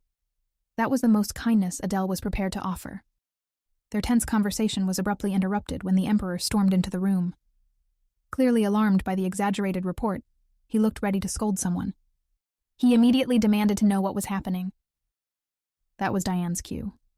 She collapsed to the floor dramatically, bursting into tears and begging for forgiveness. The performance was so convincing that even Adele had to blink. Diane stayed on the floor, sobbing pitifully, refusing to stand, even when Adele pointed out that they had been having a perfectly normal conversation moment earlier. Diane's maid rushed in like she was auditioning for Most Devoted Servant of the Year, frantically comforting Diane, who, to be fair, was performing the victim role so flawlessly she could probably win an award for it. Since neither of them would be able to explain anything clearly with Diane crying on the floor, Karl ordered a maid to escort Diane back to the Ivory Palace at once. Now fully angry, Karl turned to Adele and demanded an explanation. He insisted he had witnessed her enjoying herself while bullying poor Diane. Adele didn't even bother pretending otherwise. She simply told him the truth. The moment he entered the room, Diane had thrown herself to her knees and begged as if her life depended on it. Naturally, Karl refused to believe her. In his mind, sweet, gentle Diane could do no wrong. He even suggested that Adele must be jealous and trying to take what belonged to his mistress. That was when Adele realized the actual problem. Karl was the one who didn't respect rules. Diane was only following the freedom he allowed. Clearly, he had never even reviewed the proposed budget increase for the Empress's palace, since he had left all financial authority in Diane's hands. She showed him the pitiful amount allocated to her palace and asked how she was expected to run anything with that. She hadn't summoned Diane out of spite. She simply wanted the budget revised, and Diane had personally chosen to appear before her. But no matter what Adele clarified, Karl insisted that she had summoned Diane intentionally. Then, in a moment of pure audacity, he remarked that Adele's mother had promised him an obedient, quiet bride. He even mocked her exile, asking whether she had learned nothing from being banished from her homeland. Adele shot back that he knew nothing about the reason she had to leave, and warned him to choose his words carefully. Enraged, he grabbed her by the shoulders and told her to sit quietly like a flower in a vase, or she would end up in serious trouble. The nerve of this man was truly remarkable. Their heated confrontation came to an abrupt stop when a familiar chill raced through Adele. She sprinted toward the balcony and saw it. The sky turning red, thunder rolling violently, all signaling the descent of a tower. Hannah rushed in next, shouting that the Empress must hide immediately.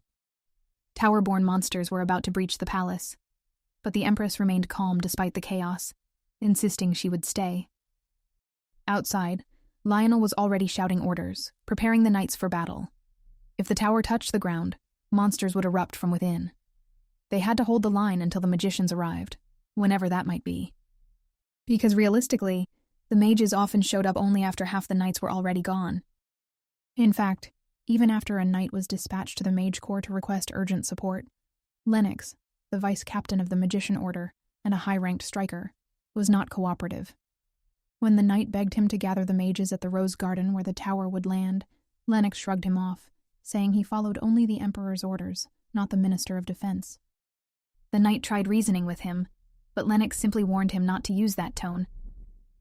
They desperately needed his help, yet Lennox behaved like the palace's biggest headache, unbothered by the number of people who could die. Out of options, the knight swallowed his pride, bowed despite being a noble and a knight, and pleaded for Lennox's support. And just like his sister, Lennox seemed almost thrilled whenever people begged. Back at the palace grounds, Lionel watched the tower descend and accepted the truth. The mages wouldn't arrive in time. He would likely have to face this thing alone. That's when the Empress appeared. She stepped forward, dressed in a sharp black suit, not at all like the fragile ornament Karl believed she was. Lionel was stunned and immediately tried to shield her, urging her to run to safety. But Adele grabbed his arm and asked the real question. Where were the mages? And why had no one destroyed the tower before it reached the ground? Flying debris suddenly whipped past them, forcing Lionel to draw his sword. He again demanded she hide behind him, but a sudden burst of magic stopped the debris midair. Lionel's eyes widened. He turned, expecting to see the mages, but they were still far away. So whose magic had that been? While Lionel tried to piece it together, Adele calmly assessed the situation. A fourth-level tower was forming, dangerous but manageable. She even remarked that she could handle it. Then she pulled out a sword with absolute confidence, a sight that nearly made Lionel's heart stop, and charged straight toward the tower. Lionel shouted after her that the updraft would sweep her away. His hand brushed her hair as he reached out, and in that brief contact, he realized the truth. The magic came from the Empress. Adele simply told him not to worry, and not to interfere before leaping directly into the violent vortex surrounding the tower. Lionel panicked, shouting for the knights to brace themselves and prepare to catch her when she fell. That's when Lennox also arrived and assumed Adele had been pulled upward by the updraft. Even he urgently ordered the mages to create a full magical barrier to ensure they could catch the Empress when she descended. Everyone looked up and then froze. Something strange was happening at the top of the tower.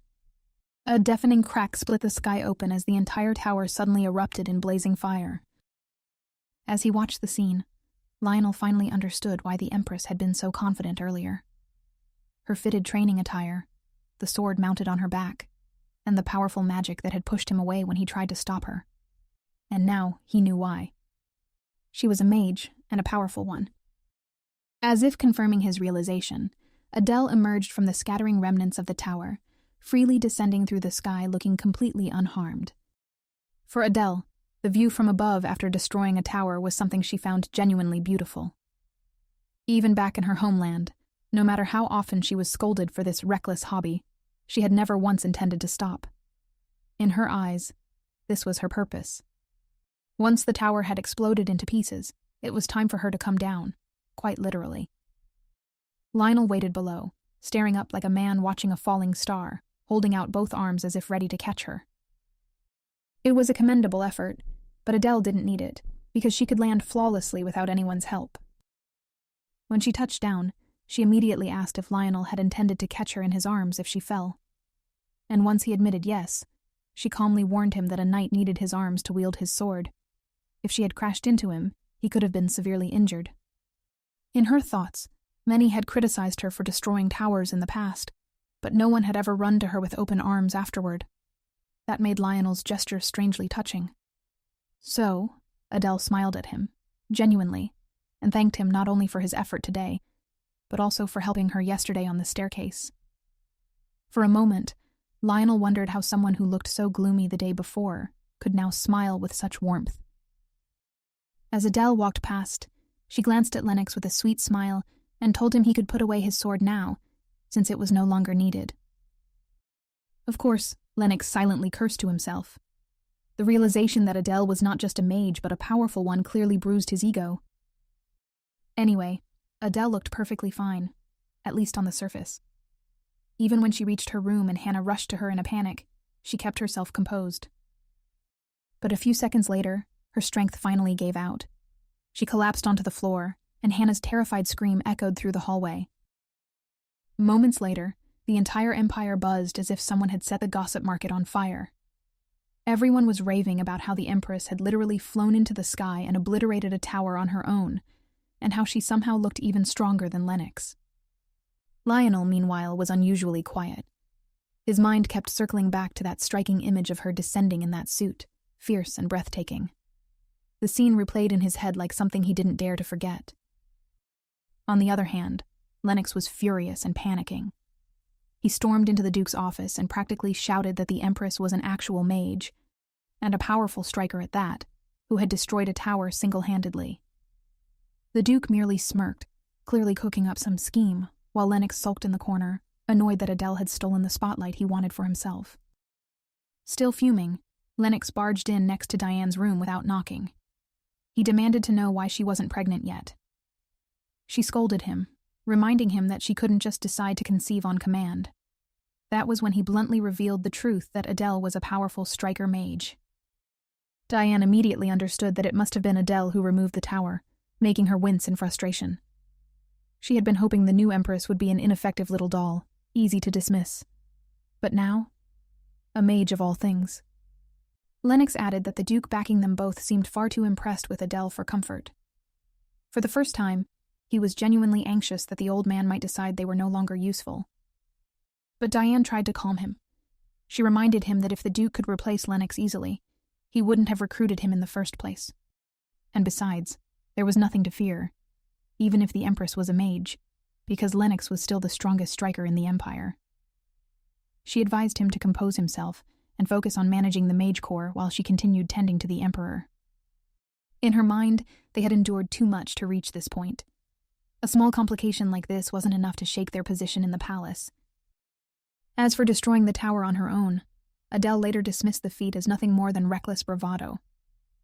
Towers were sources of magic, and the moment one vanished, all the power that had surged through her simply drained away.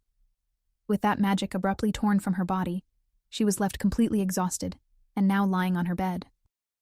and amid the commotion that followed, Hannah quietly handed a servant a sealed letter addressed to Duchess Grande, an urgent message she refused to leave in ordinary hands. As for the Emperor, he acted strangely calm the entire time. In his mind, destroying a tower of that level wasn't even alarming. He had planned to send someone to handle it quickly. To his surprise, he didn't have to lift a finger. His Empress had already taken care of it, alone. Sitting in thought afterward, Karl realized he knew almost nothing about Adele beyond her name and gender. He even suspected her mother had sent her away because she couldn't control her. That suspicion alone pushed him to order a secret investigation into Adele's past during her time as a princess in the Kotrov Empire. The next morning, Hannah visited the Empress expecting to find her bedridden. Instead, Adele was awake, refreshed, and looking perfectly fine. Smiling, Adele told Hannah she planned to announce a recruitment notice for a personal aide, an unmarried man over 20, and to immediately disqualify if he had a fiancé.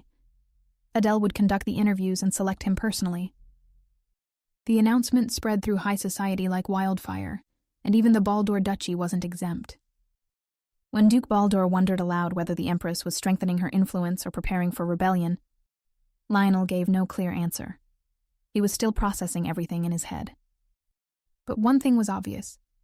Whoever became her assistant would instantly be rumored to be her lover. After all, the conditions stated that the Empress had to find the applicant pleasing to hire him. Michael, the Duke's assistant, even suggested they seize the opportunity. He recommended choosing someone tied closely to the Baldur family, capable of restraining the Emperor's authority while acting as the Empress's aide. He also reminded them that past aides were usually second or third sons of noble families, disposable enough not to cause political chaos, and tolerant enough to withstand being whispered about as the Empress's lover. Lionel calmly analyzed everything. He pointed out that the Empress's goals were already clashing with the Mage Corps' interests. Duke Baldur or Theseus didn't immediately understand where Lionel was heading with this, so Lionel spelled it out that he intended to become her advisor himself. Theseus nearly choked. Lionel? Serving the Empress? In his eyes, it made zero sense. People would gossip endlessly, Lionel's reputation would plummet, and he'd gain nothing. But Lionel remained firm. With everything happening, they no longer had room to retreat. Just like yesterday when Lennox refused to cooperate and was deliberately delaying reinforcements, yet Lionel couldn't even file a proper complaint, despite being Minister of Defense. Lionel then explained that the Empire's biggest threats were precisely those three things: towers, mages, and monsters. Their biggest problem was that they knew nothing about them. But with Adele's help, he was certain gaining that knowledge would be invaluable. Though Theseus wasn't thrilled at the idea of a Baldur son becoming a mere royal aide, he had no real argument against it. Eventually he agreed, and Lionel smiled. Unfortunately, Michael raised one glaring concern. What if the Empress didn't choose Lionel at all? After all, Lionel and Theseus were speaking as if Adele had already accepted him. Michael's honesty earned him nothing but a synchronized glare from both siblings in the end. On the flip side, Diane was sitting stiffly in the Emperor's office, and this was the first time they'd faced each other since the mess at the Empress's palace. The air felt a little awkward, like they were both pretending nothing happened while knowing exactly what happened. Karl then mentioned she didn't need to force herself to be here. If she felt unwell, she could rest in her chambers. It was the kind of polite dismissal that sounded gentle on the surface, but very much meant, "You can go." Instead of leaving, Diane brought up what everyone in the entire empire was buzzing about. The Empress had barely been married a month and was already looking for an aide.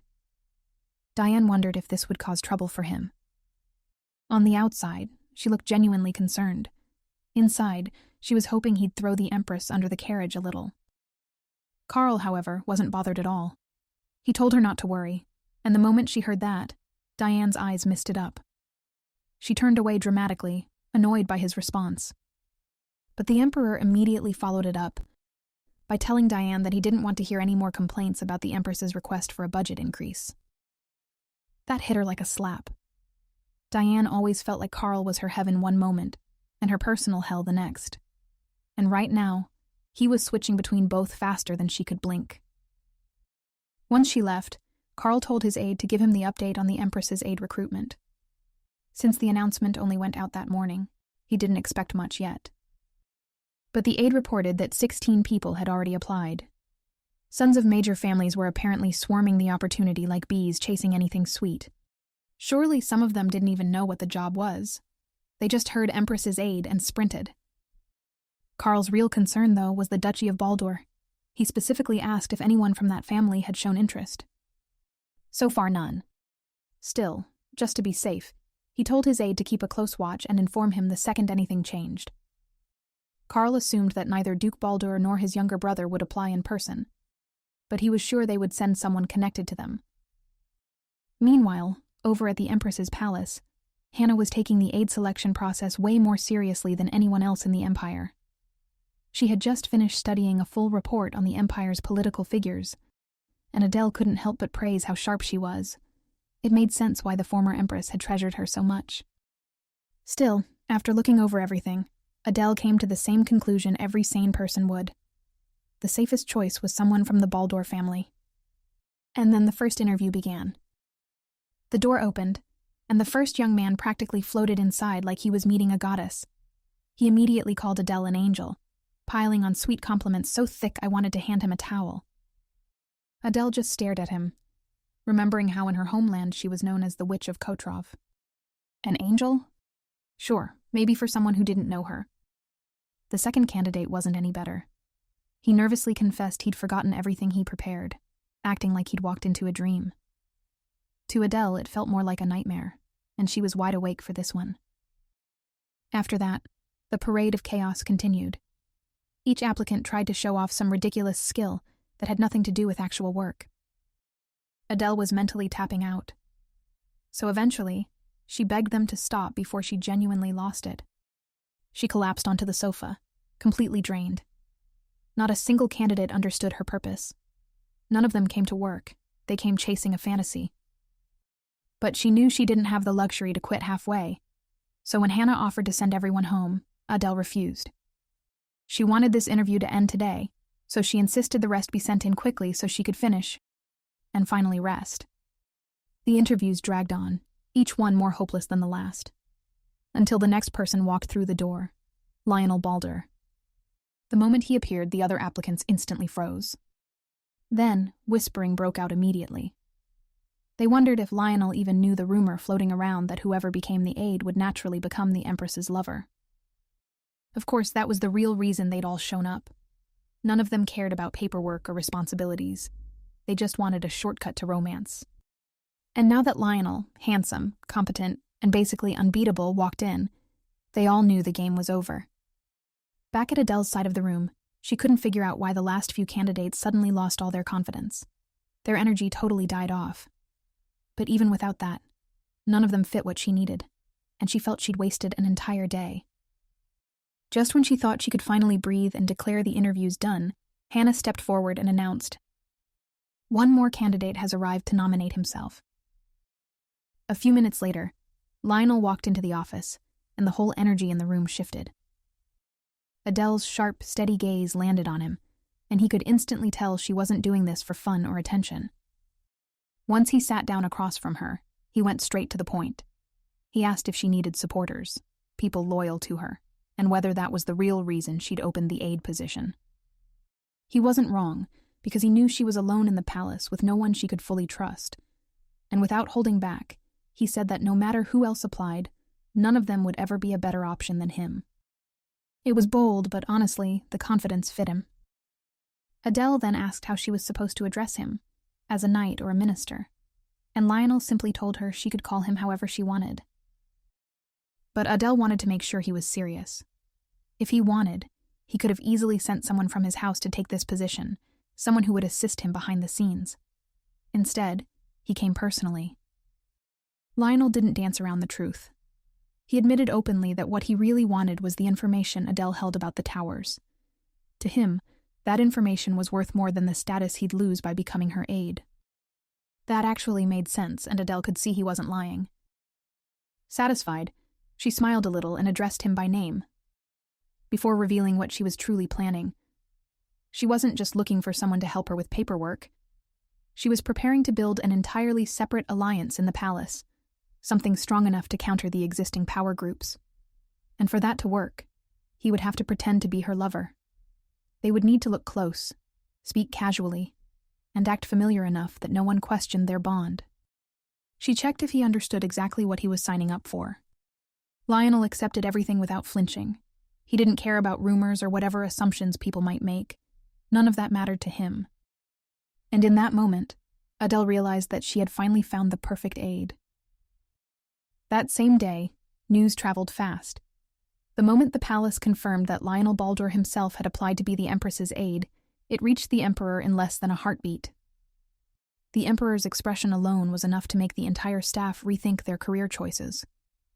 When Karl asked if Adele had already picked Lionel, his aide practically whispered that he wasn't sure. The Empress hadn't made anything official yet. Karl didn't say much, but his mood said everything. A little later, he stepped onto the balcony. His mind wandered back to something completely different. Adele's scent. That faint sweetness he'd caught before. It clung to him more stubbornly than he'd ever admit. His thoughts dragged him back to the day she came to share a meal with him. He kept wondering what would have happened if she'd actually given in to him. Knowing Karl, he probably would have been so drunk on her presence that he'd have tossed Diane out and spent the whole night with Adele instead. And that realization alone made him even moodier. From there, his imagination just wandered. He pictured what Adele would have been like if she'd broken under him, that proud, sharp gaze finally shaking. He imagined memorizing every moment of it, keeping it tucked away like some twisted treasure. Yeah, someone should have handed him a glass of cold water. Then he remembered his own words, telling Adele she should exist quietly, like some delicate decoration on the throne. Something pretty but harmless. And he honestly couldn't understand why she refused to act that way. In his head, she was a wild beast showing its teeth and claws, and he was convinced the only way to handle her was to rip away everything that made her powerful. Classic Emperor Karl logic. If you can't control something, disarm it. He really thought he could tame her if he just wore her down enough.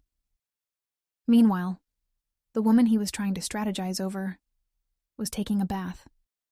Adele was soaking in a hot tub, trying to wash off the exhaustion of interviewing half the male population of noble families. She looked like she could fall asleep on the spot. But just as she stepped out, Hannah hurried in with news. The Emperor had requested an audience. Our girl wasn't even surprised. Of course Karl would come storming over after hearing about Lionel. It was obvious he wanted answers, and Adele looked like she was ready for him. A few minutes later, Adele stepped out in a stunning green dress to meet the Emperor. She looked calm, composed, and honestly a little too radiant for someone about to deal with Karl. The first thing she said was that his sudden visit wasn't exactly convenient, and she needed time to prepare. A soft way of saying, "Sir, schedule next time." Karl didn't bother pretending he came for anything else. He went straight to the point, asking who she planned to choose as her assistant. Adele asked if she really had to report her decision to him immediately. Karl didn't hesitate, and outright asked if she had chosen Lionel, his voice sharp enough to cut the air. But Adele didn't care. She told him plainly that her choice would be hers alone. Karl then dragged the Baldur family into the argument, basically accusing them of defying the imperial palace and insisting she couldn't pick Lionel. According to him, it would embarrass the royal family. The way he said it made Adele realize he wanted an empress who said nothing and questioned nothing. A royal trophy. Karl didn't even bother to deny it as he smirked. So Adele told him her decision. She had chosen Lionel as her official aide. He was the best candidate. Simple as that. Karl snapped back, raising his voice. But Adele reminded him of something he had said before. He claimed he wouldn't care about her lover as long as she didn't get involved with Diane. So she was just following his own rules. If he preferred to ignore her so-called lover, that was his choice. She explained that she had spent 4 days reviewing every possible candidate. None of them fit except Lionel. Karl's expression darkened. He ordered her to remember her place and stop pushing beyond her limits. But Adele wasn't going to shrink herself for him. He had never treated her as an equal partner, yet he expected obedience and responsibility from her. She wasn't doing that anymore. Karl decided that was enough and walked toward the door. As he left, he threw one last warning over his shoulder. She should have made a smarter decision, or she'd end up regretting it. The comment didn't shake her, But it did remind Adele of something her mother used to drill into her. Act wisely. Think of consequences. And hearing Karl say the same thing made her briefly think that maybe the throne attracts the same kind of people. Ones who think fear is leadership. Outside her chambers, Karl's irritation hadn't cooled. Hannah was waiting, and he turned to her with a question that made her freeze. He asked if she resented the fact that he, the son of a servant, became emperor instead of his older sister. Did she think he stole the crown just because he was a man?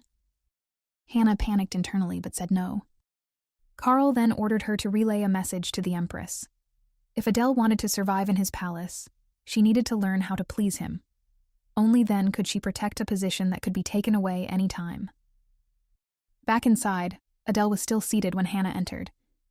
And instead of repeating Karl's message immediately, Hannah shared a secret she had carried for years.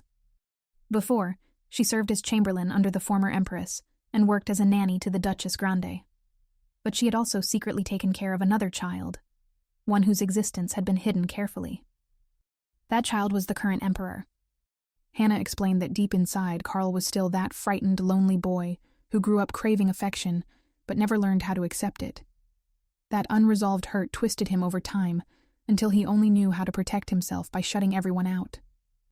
That made Adele understand a little more about the man she had just stood up to, though it didn't make him any easier to deal with.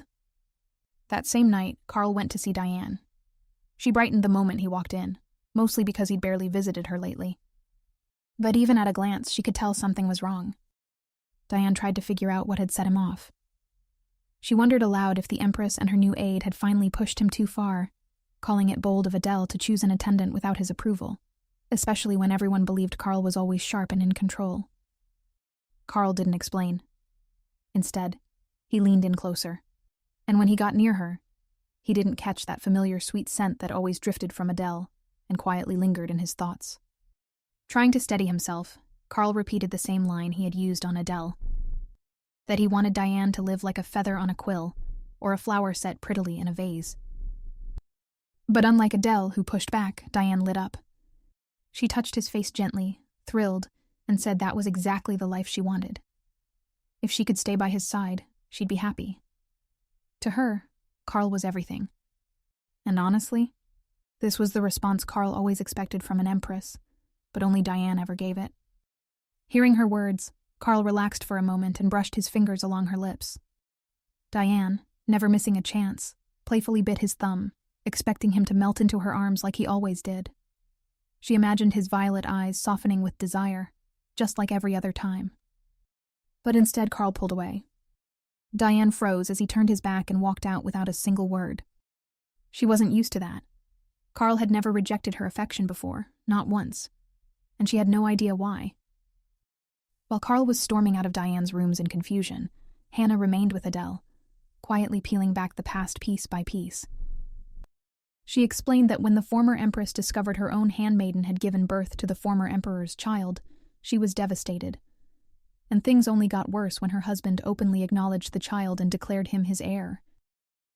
Karl, taken from his birth mother at such a young age, ended up being raised in the empress's palace, right under the roof of the woman who resented him most. According to Hannah, he figured it out early. At just 6 years old, he learned that the woman who should have cared for him despised him simply because he wasn't hers. Any child would have shattered under that kind of pressure, and Karl was no exception.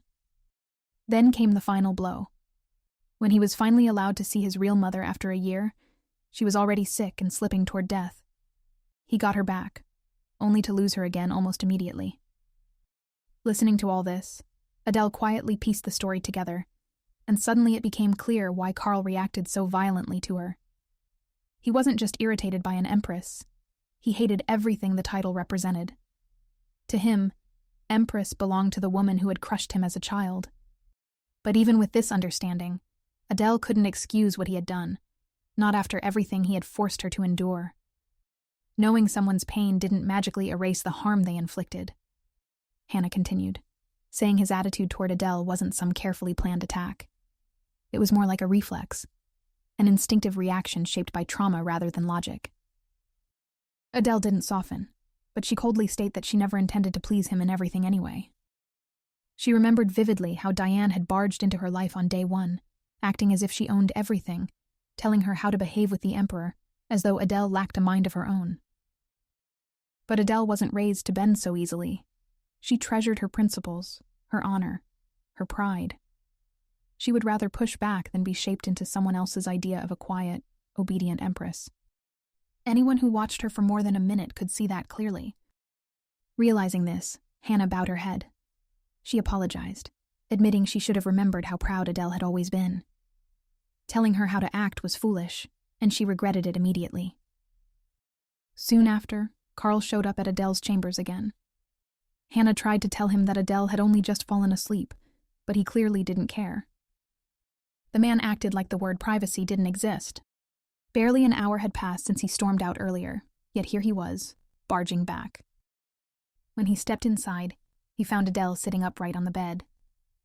She stared at him, demanding to know what exactly he thought he was doing. Karl responded that he came to spend the night with her, then began unbuttoning his shirt. It reminded Adele that the emperor could take anything he wanted, so he had no need to suppress his desires, not even in the empress's presence. Karl smirked, commenting that she looked as though she wanted to kill him. She reminded him that he had warned her moments ago not to do anything she would regret, yet here he was suddenly wanting to spend their first night together. Karl claimed that she had demanded to be his equal, and apparently, in his mind, equality meant fulfilling marital duty at night. He added that he could see her ambition, her desire for influence in the palace, and questioned why she sought support from others instead of relying on him. Like some shady dealmaker, he whispered that if she fulfilled the duties of a wife, he would grant her absolute authority as empress. Adele was beyond done. She wasn't falling for that. She tried to push him away, but her hand was caught mid-movement. Karl pushed harder, saying she was being childish, wanting power without fulfilling the most basic, marital obligation. And yes, intimacy between husband and wife might be normal to everyone else. But that didn't make him any less repulsive in her eyes. Even the thought of him touching her made her stomach twist. Then he reached out, letting his fingers brush against her leg as if he were coaxing a scared animal into a trap. Then he kissed her foot. The look on her face honestly said it all. He then smugly told her that he had already humbled himself by kissing her foot, so now she should submit in return, his fingertips grazing her lips. But Adele shut that down fast. She told him sharply to remove his hands and never touch her again unless she permitted it. Karl didn't take that well. He acted as if her pride was her only real asset, accusing her of snapping and biting like a wild beast that didn't know its place. The empress met his gaze and made it crystal clear she would never bow her head to him, not for power, not for the title, not for anything. She wasn't selling her dignity for a crown. The emperor, however, was confident that Adele would regret her choice, and he stormed out with a smirk. When the room finally quieted, Adele lowered her head. She looked completely drained, the whole confrontation weighing heavily on her. Her mother's warning echoed in her mind. Never do anything you might regret. And right now, she could feel those words settling deep into her bones. The next morning, she woke up hoping, just for a moment, that everything from the previous night had been a nightmare. But reality wasn't that kind. Hannah entered with a tight expression and delivered the news. The emperor had canceled the additional budget for the empress's palace. She could only curse him in her head, wondering just how petty Karl could be. Fortunately, Adele already had a plan, fully confident that the emperor would eventually trip over his own arrogance. The news about the emperor canceling the empress's palace funding spread faster than gossip usually does. And right on cue, Adele fired back with her own official announcement. Lionel was now her personal aide. It was a direct counterattack, loud and clear. People immediately started whispering. People speculated wildly. Some said the Baldur Duchy must be in such a desperate state that even a risky move like this looked like a lifeline. Others just didn't understand why Lionel would willingly walk into this political mess. But none of that fazed him. It was his first day on the job, and he was ready.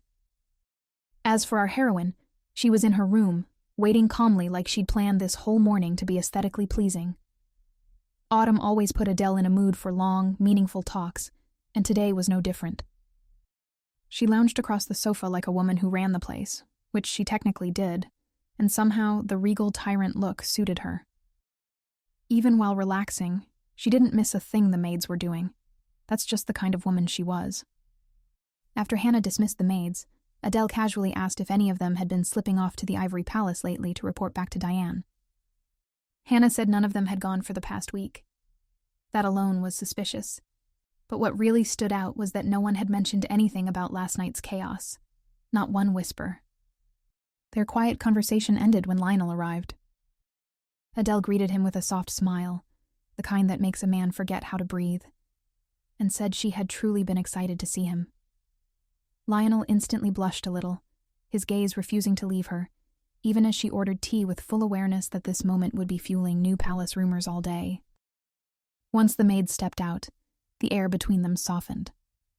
Adele told Lionel she genuinely liked him as an aide and was excited to work with him. Then she admitted a small truth. It didn't come naturally to her to speak informally or act overly familiar, so she asked him to respond with longer answers. She didn't want anyone thinking the Empress was desperately clinging to her handsome aide. Lionel promised to do better and added that he hoped she wouldn't regret choosing him. Adele found it adorable, enough that she chuckled, which only made him blush more. She invited him to try the macarons, saying they were the tastiest thing she'd found in the Empire. Lionel shyly said he would rather not trouble her, but Adele explained that she had always been like this. This was the real her, and the palace was the only place she couldn't act freely. Strangely, the atmosphere between them felt natural, like two people who had been on the same wavelength for years instead of hours. Then Adele brought up the political situation. She asked if the Baldur family was trying to rebalance the power that the Mage Corps had tilted heavily in their own favor. Lionel explained he wanted to change the entire approach to the tower conflict. Right now, the mages held all the information and refused to share anything. It made Adele think of her mother's lesson, how the towers represented power. Her mother once told her that if they used Adele's mage ability correctly, the royal family could practically become untouchable. And the Mage Corps was basically hoarding knowledge and holding people's lives hostage by choosing when, or if, they'd intervene. That realization made Adele's stomach tighten. Luckily, she and the Baldur family had the same goal. Adele admitted she wanted to use her mage identity to secure her place in the Empire's political world, and she asked Lionel to help her do it. But first, they needed to deal with her palace budget issue. Lionel assured her that his family would file an official complaint to the Emperor.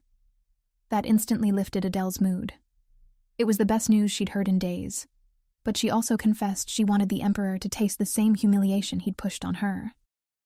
Before they got too deep into that, she handed Lionel a document. After reading its content, he immediately understood. Adele intended to repay someone's arrogance in full. The scene then shifted to a merchant arriving at the Empress's palace. He claimed Adele could pick anything she wanted, and that the gift was from Diane. He even had a letter. Diane had already sent payment from the Ivory Palace, as if she was doing Adele a favor. When Adele read the letter later, she realized the amount Diane listed was the price of a single horse. In other words, Diane was telling her to pick something with the same value as the budget increase she had previously approved, all under the excuse of preparing for the upcoming national holiday. Adele was so done. She sarcastically joked about being moved to tears by Diane's kindness. The fact that Diane still dared to provoke her at every chance made Adele's patience evaporate. And so she ordered Hannah to prepare an official document. For a moment, all her emotions broke through. Lionel quietly asked if she truly planned to evict Diane from the Ivory Palace. He warned that kicking her out immediately would only make the court pity her. So the question was, what should Adele do? Before we get Lionel's answer, the scene cuts to Diane, who was happily picking out an expensive necklace. She acted heartbroken that Adele refused her offer, but she was clearly thrilled that the Emperor had canceled the Empress's budget. She pretended she had no choice but to spend that money, all while everyone around her praised her beauty, her luck, and the Emperor's supposed devotion to her. Diane absolutely loved the idea of reminding Adele who held the real influence in the palace. Back with Adele and Lionel, he quietly suggested something. We're not told what it was, yet. But whatever it was, Adele couldn't contain her smirk. Lionel, who always looked so straight-laced, had apparently presented a plan with just enough bite to impress her. And with that, the two settled on a secret scheme. Adele's smile sharpened as she declared that if her enemies wanted a dogfight, then a dogfight was exactly what they would get.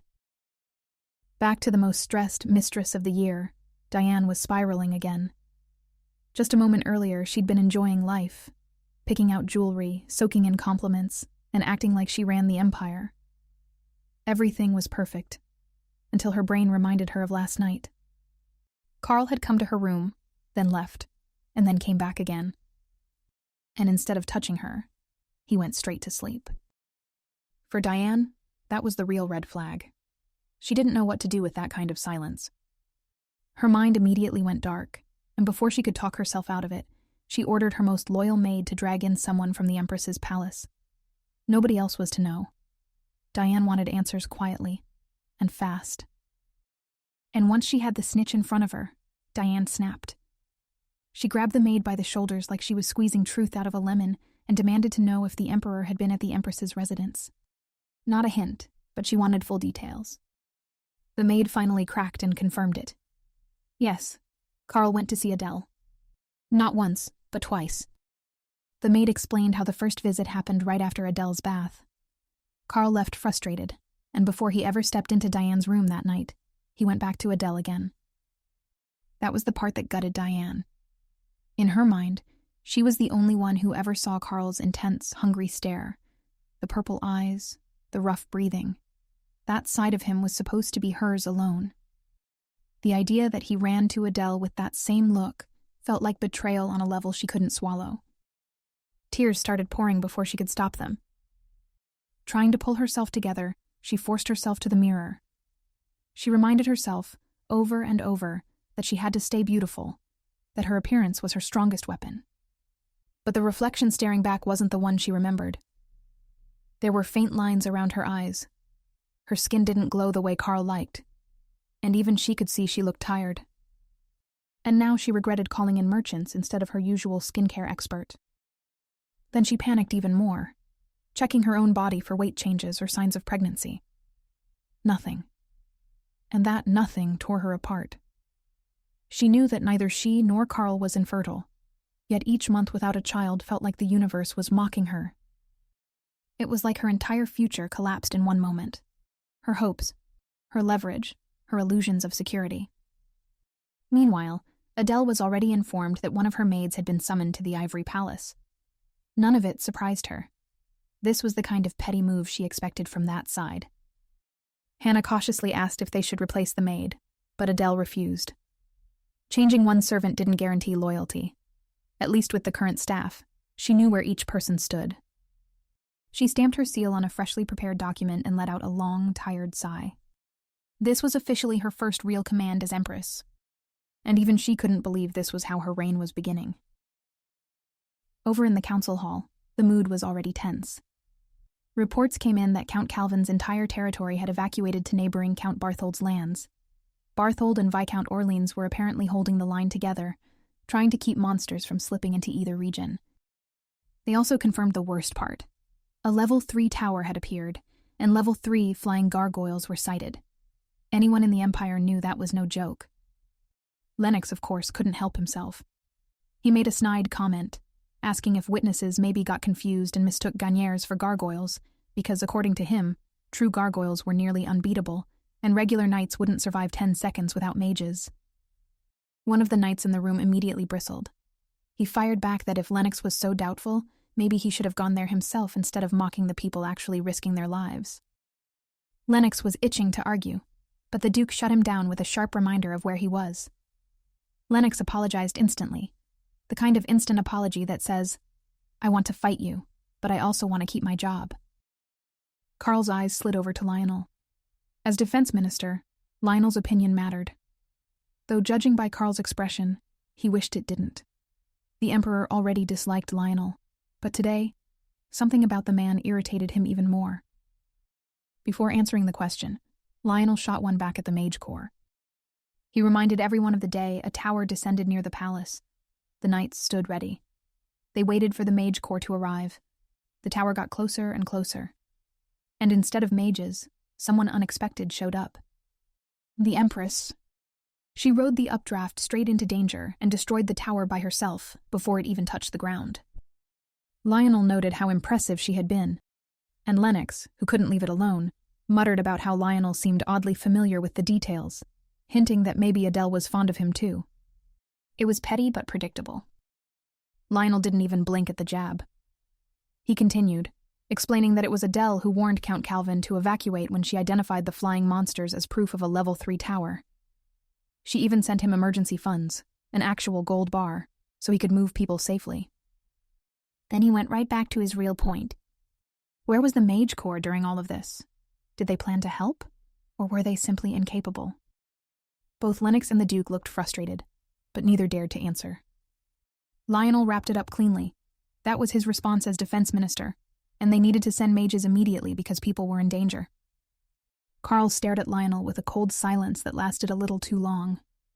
Anyone could see he wasn't pleased. Theseus jumped in, asking for the Emperor's stance. And because Theseus rarely missed a chance to stir the pot, he also pointed out that Adele should be given the authority naturally belonging to her position. He even straight up asked why the budget increase for the Empress's palace had been cancelled. Karl finally reacted, laughing in this bitter, sharp way. He accused the brothers of talking nonstop about Adele now that Lionel was her lover. He warned Lionel to choose sides wisely. Even commoner wives, he said, helped their husbands. Maybe Lionel should stop flaunting his love life.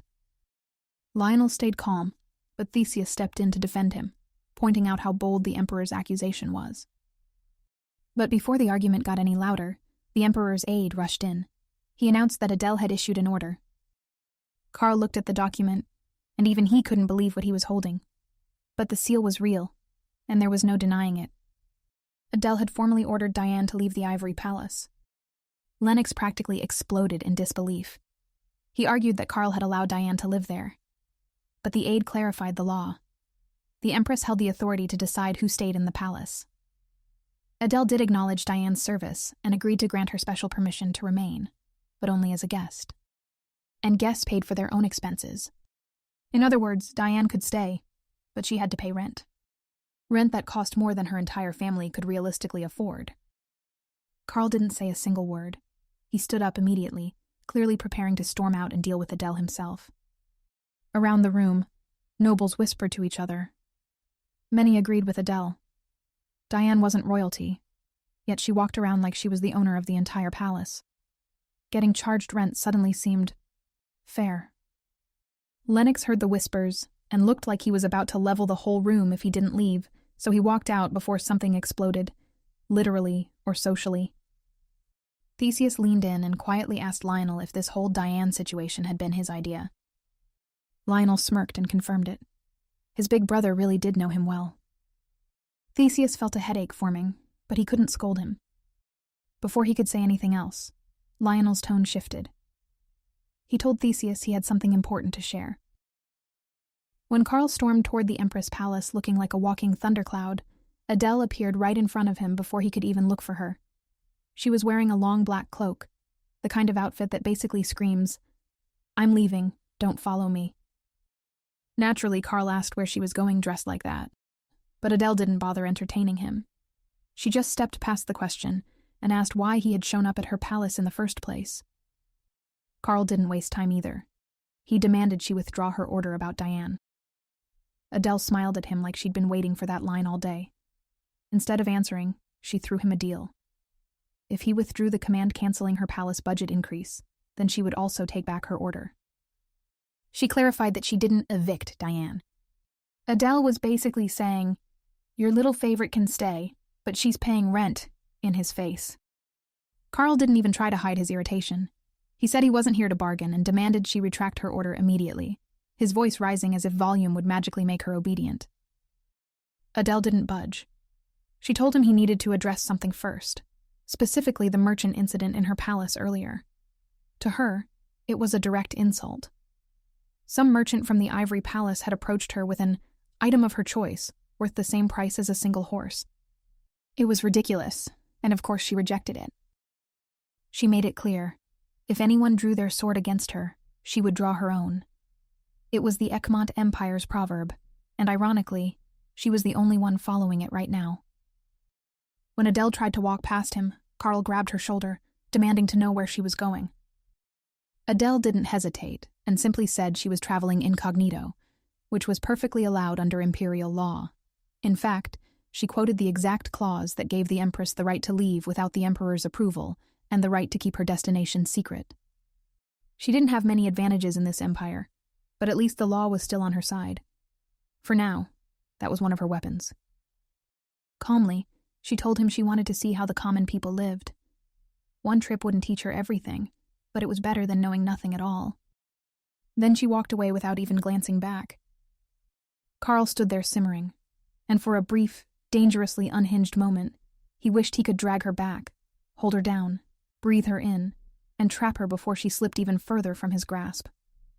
But instead, he just cursed under his breath, furious at her, at himself, and especially at the thought of her traveling without him having a single say in it. Outside the palace gates, the Baldur brothers had everything ready. The carriage was neatly waiting, and Adele was already sitting inside. Once the brothers climbed in, she pulled down her hood and thanked them politely for letting her use their carriage. As soon as the wheels started rolling, Adele mentioned that Lionel had already agreed to let her stay at the Baldur estate for 3 to 4 days. She wanted to check if the Duke himself was fine with it, and Theseus immediately said yes. During the ride, Adele turned toward the window, watching the streets pass by. She couldn't help asking if this was the Empire's usual standard of living. Everyone outside seemed decently dressed, and while she couldn't see inside their homes, the exteriors were clean and properly maintained. To her, they looked like middle-class families, not the general population. Theseus asked what she thought of the people in there, and Adele shared her observations honestly. Back in her homeland, these people would actually be considered well off. Theseus agreed that they were indeed seeing the middle class here. Then he told her the truth. There was a large slum about 10 minutes north, built along a small river. Those slums were where refugees, whose homes were destroyed by towers, ended up living in there. And with more towers falling across the empire, these slums were growing fast. Adele wasn't surprised, because it matched exactly what she had suspected. Their conversation drifted naturally to Count Calvin. Theseus asked why Adele had bothered helping the man. Adele answered simply, she did what any human should do for another. Lionel then curiously asked if she had been used to doing charity work back in her homeland. Adele explained that she wasn't just used to it. She founded and led Kotrov's anti-tower headquarters. Only 6 months ago, she was dedicating everything she had to protecting her people. She wanted the towers gone, all of them, and she refused to let a single monster reach the ground. She remembered the gratitude from the villagers, especially a young girl who placed a flower crown on her head to thank her for saving them. Adele still kept that memory close. It felt as fresh as if it had happened yesterday. Save every last person and leave no one behind. Do your duty toward your fellow human beings. That was the principle she built the anti-tower headquarters on. The Baldur brothers listened quietly, clearly impressed. Lionel in particular looked like his respect for Adele doubled on the spot. When they finally reached the Baldur estate, Adele stared at it with open admiration. She called it a beautiful home, and Lionel couldn't help smiling as he thanked her. Inside, Theseus noticed something that stunned him. Adele casually calling Lionel by his first name. To him, that was far too casual, especially for someone of her status. Adele then asked if the place had many books. Lionel explained that their family came from a long line of book collectors, and he immediately offered to escort her to the library himself. Meanwhile, Theseus was sweating bullets. Watching the Empress and his younger brother speak like they were close was sending alarm bells through his head. He couldn't decide if Lionel was genuinely aiming to become the Empress's lover, or if he was simply being friendly. But honestly, the line was getting thinner by the second. Adele suddenly realized she had asked Lionel instead of Theseus for permission to enter the library. She turned to the Duke and asked whether he would allow her to use it. Theseus, still flustered from everything, looked like his brain needed a reboot. Adele then realized he wasn't used to her speaking casually with Lionel, but she didn't exactly have a choice. They had to convince the world they were lovers after all. Feeling a little awkward, she shyly asked if Theseus would allow her to speak informally to him as well. The moment she finished the sentence, she instantly shut her mouth, as if realizing she hadn't phrased it the way she wanted. Lionel tried his best not to burst into laughter, though his shoulders were shaking, completely giving him away. Thankfully, Theseus saved her from drowning in embarrassment. He calmly told her she could freely use the library on the second floor of the annex during her stay. Lionel then guided Adele upstairs, and even though she tried to act unbothered, Her ears were still bright red, a detail that genuinely made Lionel smile. He'd never seen Adele flustered like that, and it was strangely endearing. While Adele was settling comfortably at the Baldur estate, things were falling apart on Diane's side. Hannah arrived at the Ivory Palace carrying the new order and read it out loud. The message said she had to choose: either stay in the palace as a guest or return to her family estate as soon as possible. To Diane, it was the worst thing she could have heard. She'd lived in this palace for years, practically treated it as her own home, and no one had ever dared push her out before. Hannah calmly set the document on the table and said the order came directly from the Empress. Diane felt bitterness settle straight into her bones. Of course, Adele would try to force her out. Hannah added that the Empress had valid reasons, and even if the Emperor once allowed Diane to stay, that didn't matter anymore. Diane's frustration exploded. She said she wasn't leaving until she heard a direct command from Karl himself. But Hannah didn't care, and coldly explained that if Diane insisted on staying in the Ivory Palace, she'd now have to pay monthly rent to the Imperial Palace's finance department. Every expense would be calculated and sent to her. From today onward, everything related to palace living fell under the Empress's authority. The law clearly backed Adele's power, and she didn't need the Emperor's approval. And soon, even the maids would be reassigned, and that authority also belonged to Adele. Diane couldn't take it. She stopped Hannah and demanded she deliver a message to the Empress. If Adele dared treat her like this, one day she would regret it. Diane was confident Karl would never allow her removal, and that he would never abandon her after all these years. But then Hannah stepped closer and touched Diane's cheek, almost pitying her. She whispered that ever since she last saw Diane, small wrinkles had started forming around her eyes and lips. More would follow soon. Leaning in even closer, Hannah said she knew exactly what Diane had been using as her weapon to stay by the Emperor's side. And then she added that Diane reminded her of Karl's birth mother. That was the moment Diane snapped. She yelled at Hannah to shut her mouth and stop speaking with that snake-like tongue of hers. But Hannah wasn't done. She asked if Diane remembered how old Karl's mother had been when she died. It was 29. Beatrice was known for her perfect youthful face, without a hint of aging. To the former emperor, she would always remain a young, flawless woman frozen in time. Diane, however, didn't have that luxury. Time was moving for her, and the signs were starting to show. Instead of challenging Adele or sending merchants around her, Hannah told Diane she should pay attention to herself, especially her skin, because she was clearly aging. On top of that, Hannah reminded her there were plenty of blonde, blue-eyed girls across the empire. Younger, fresher, and ambitious, all waiting for a chance to get close to the Emperor, the same way Diane once had. With that, Hannah left her there, and the weight of her words filled the entire room. Diane was shaking with anger and humiliation. She had always believed the luxury she lived in was something she'd earned with her own effort. She was the one who cared the most for the Imperial Palace. She was the one managing it at Karl's side. In her mind, everything there should have belonged to her. Under her breath, she cursed Adele. The Empress had nothing except a title, but Diane had been the one truly watching over Karl. She had even once begged him to make her his only wife, but he'd refused without hesitation. Even now, she couldn't understand why he chose to make her suffer like this. Tears streamed down her face as she whispered the question she never dared ask out loud. Why couldn't she be the Empress? It was just a title. Why couldn't Karl have given it to her? But before she spiraled too far, she suddenly jumped up and ran to the mirror. She told herself to stop crying because tears meant more wrinkles. She wiped her face quickly and forced a smile, trying to relax her expression the way she'd trained herself to for years. Then she called her loyal maid and ordered her to summon a skincare expert immediately.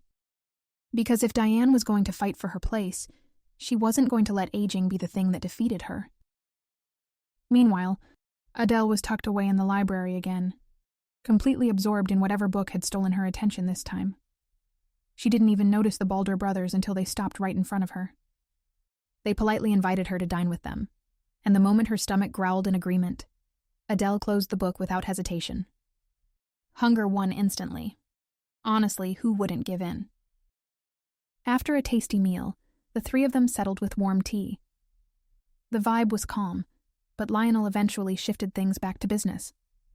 He brought up the issue of the towers, reminding Adele that last time she'd said it was a 4th-level tower, except its power looked way closer to a 5th. A small detail, but a big difference in mage standards. Adele explained calmly that level 4 towers were manageable, but the advanced variations were too strong even for her. When Lionel asked if she did actually destroy towers in her homeland before they ever hit the ground, Adele nodded and said she'd discovered the technique by chance about 5 years earlier. Ever since then, her main rule had been to take them out mid-air. But she quickly noted that the real issue wasn't the strike, it was getting up there. Not many mages could ride the updraft the way she could. That meant she destroyed about half the towers before they landed, and the other half only after they'd already hit the ground. Lionel pointed out how huge the damage difference must be between the two methods. Adele agreed, but also reminded him of what they had seen the other day. As long as the striker like her didn't fall, and the tower was destroyed in the air, no real damage occurred. Theseus quietly jumped in, asking how she felt about leaving towers that had already touched the ground as they were, and if it was still possible to deal with them at that point. Adele gave a firm no. Once a tower had landed, handling it again was out of the question, unless it was already half destroyed. That was when Lionel pulled out a map of the Ekmont Empire. He flattened it out, placed a small stone on one marked spot, and Adele's eyes instantly caught the countless red dots covering the map. She didn't even need an explanation. She knew exactly what they were. Lionel confirmed her suspicion. Every single dot represented a tower currently managed by the Empire's mages. Adele stared at the map in disbelief, wondering how on earth they could ignore this many towers while pretending everything was under control. To her, it looked less like an empire and more like a disaster zone pretending to be a functioning nation. She didn't hold back, and bluntly said that if all those red stones truly represented towers, then the entire empire was basically a living hell right now.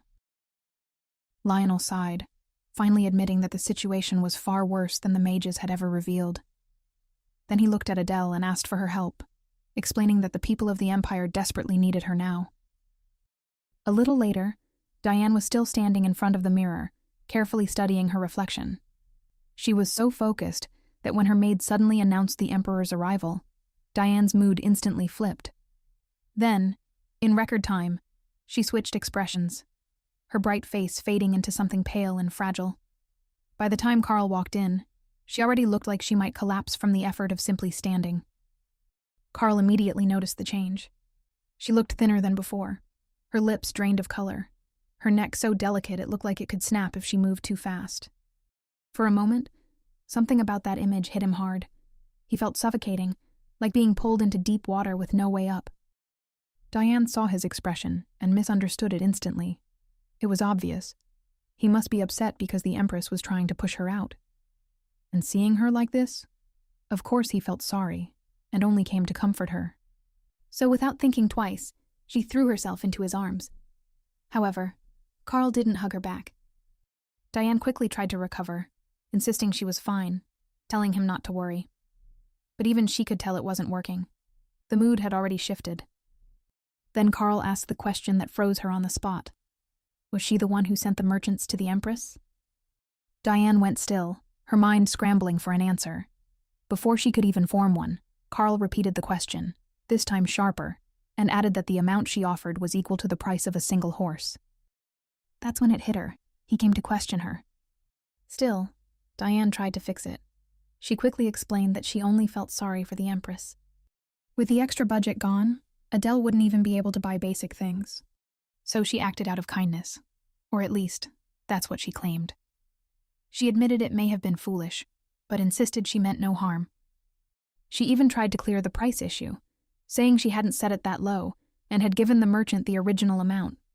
After all, the money came from him in the first place.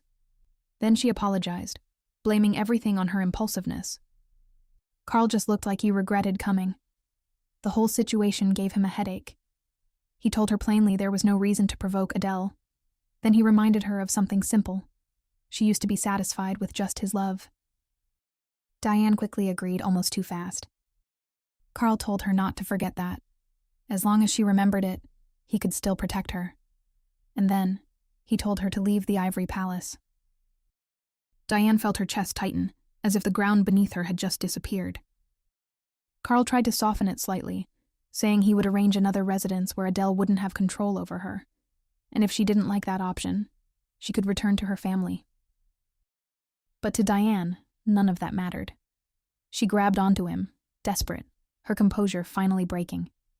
She begged him not to send her away, not to abandon her like this.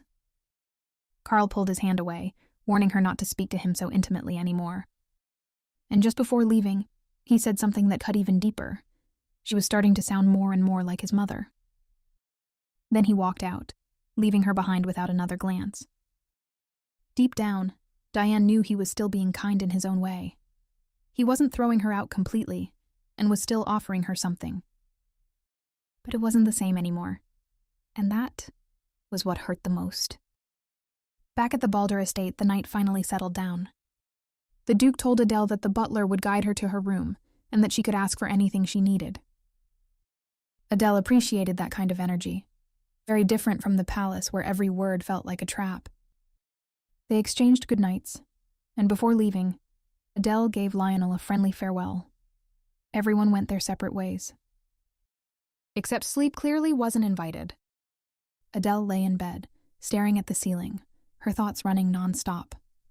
Between palace politics, Diane's drama, Karl's nonsense, and the whole tower situation, her brain refused to clock out. Lionel wasn't doing any better. Also wide awake, he decided to read, probably hoping a book would knock him out. But just as he picked one up, something caught his attention. Adele's room still had the lights on. Now that immediately raised questions. Just then, a small pebble hit his window. He looked outside, and sure enough, it was the Empress herself. Turns out, she just wanted to know where she could get alcohol. Minutes later, they met up, and Adele casually asked why he was still awake too. Lionel, who absolutely could not say "because I keep thinking about you," immediately dodged the question and asked why she needed alcohol instead. Adele saw right through that in seconds. Still, she explained she couldn't sleep, while Lionel tried to offer some half-hearted advice about not relying on alcohol. She ignored it like it didn't exist, and told him to just bring the whiskey. Lionel hesitated, not because he didn't have it, but because he knew it was strong. But Adele stood firm, like this was part of her nightly routine. She even told him to stop nagging. Now imagine being called naggy by the Empress. That was new. Anyway, Lionel gave in. She invited him to drink with her too, but he declined, probably knowing this could spiral fast. So he just stood there as Adele took the glass and almost finished it in one go like it was water. Lionel looked like he had just witnessed something illegal. Adele, on the other hand, casually said it was refreshing. Clearly, this woman was built different. After that, she loosened up a bit. She admitted things had been tense since she arrived. People were hostile for reasons she didn't fully understand, and the tower problem wasn't exactly small either. Still, she added that things felt a little easier now, thanks to Lionel.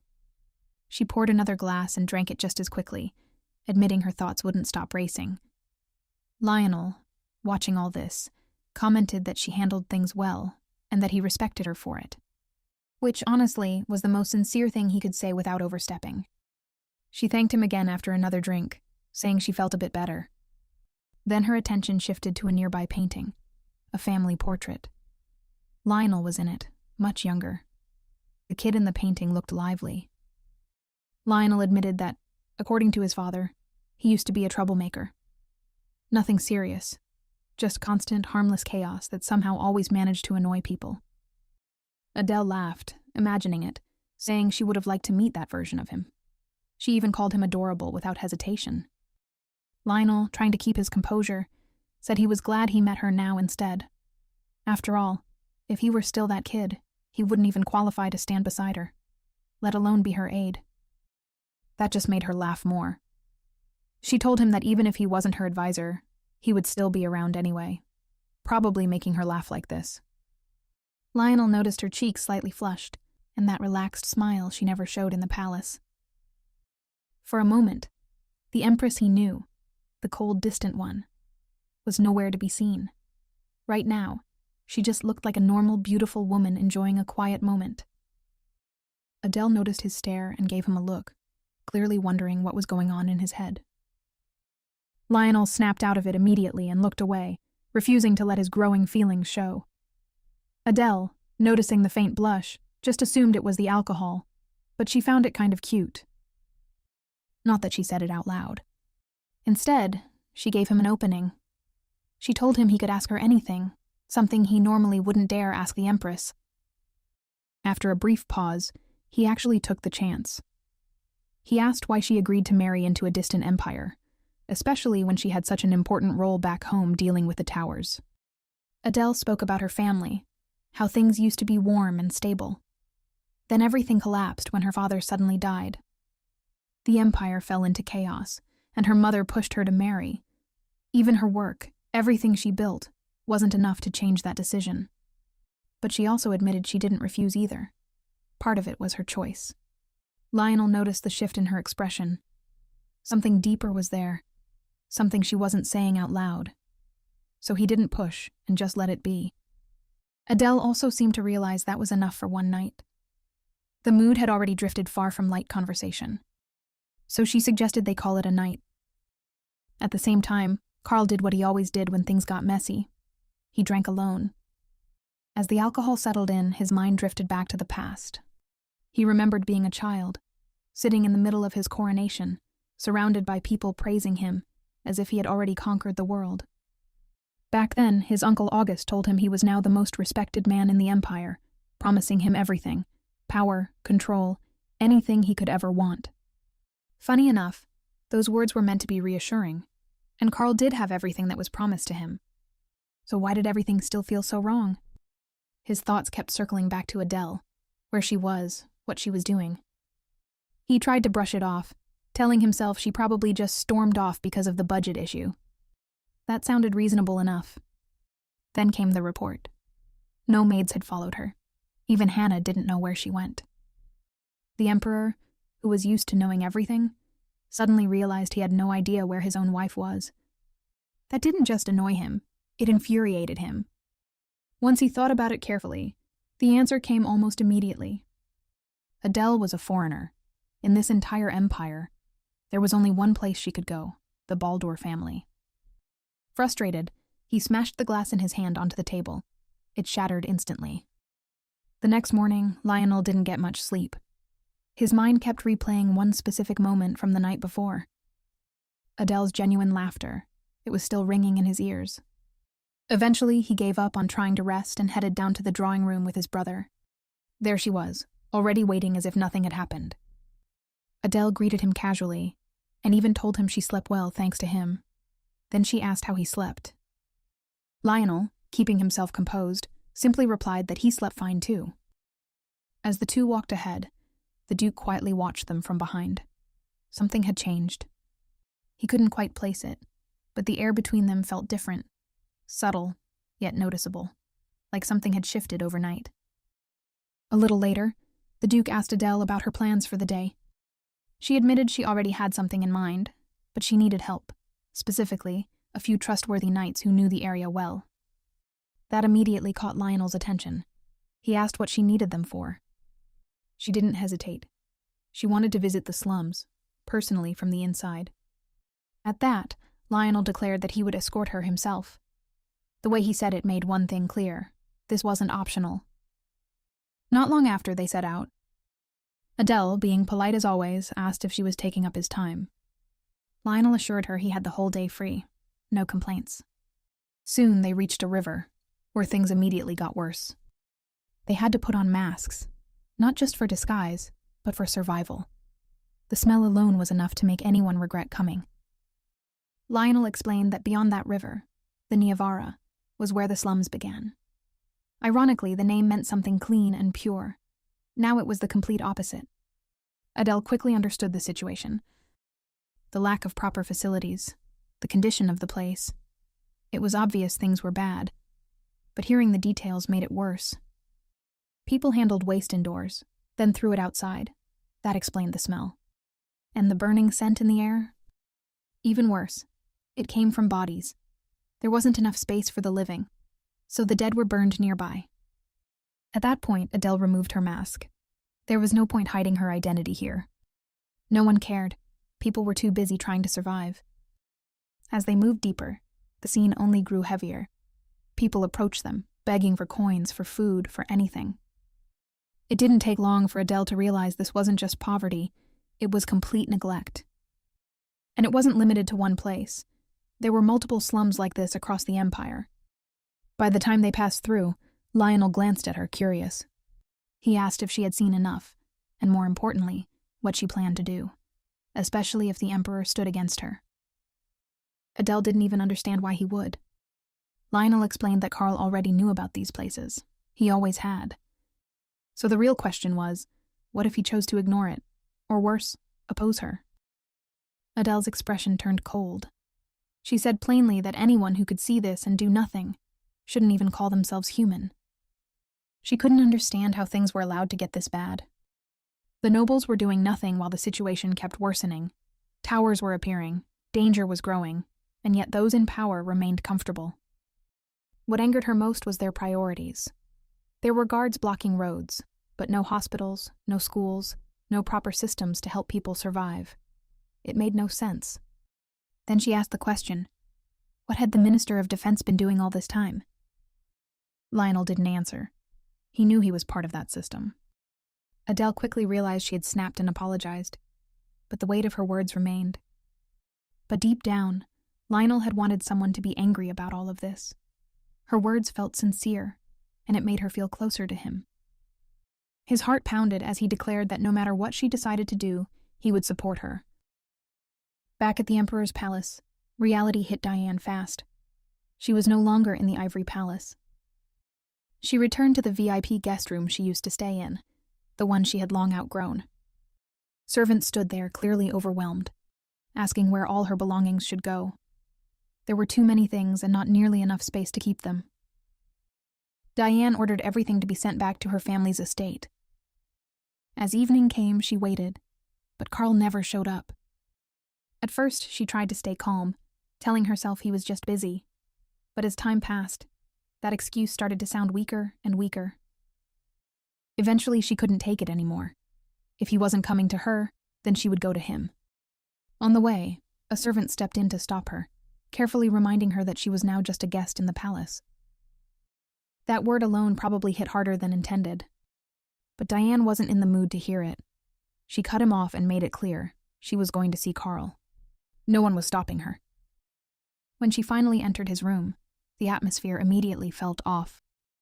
Karl was there, drinking alone, not even glancing in her direction. Only when she spoke did he slowly turn toward her. Diane quickly noticed it, the look on his face. He was bothered. And she didn't need long to figure out why. Of course, it was Adele.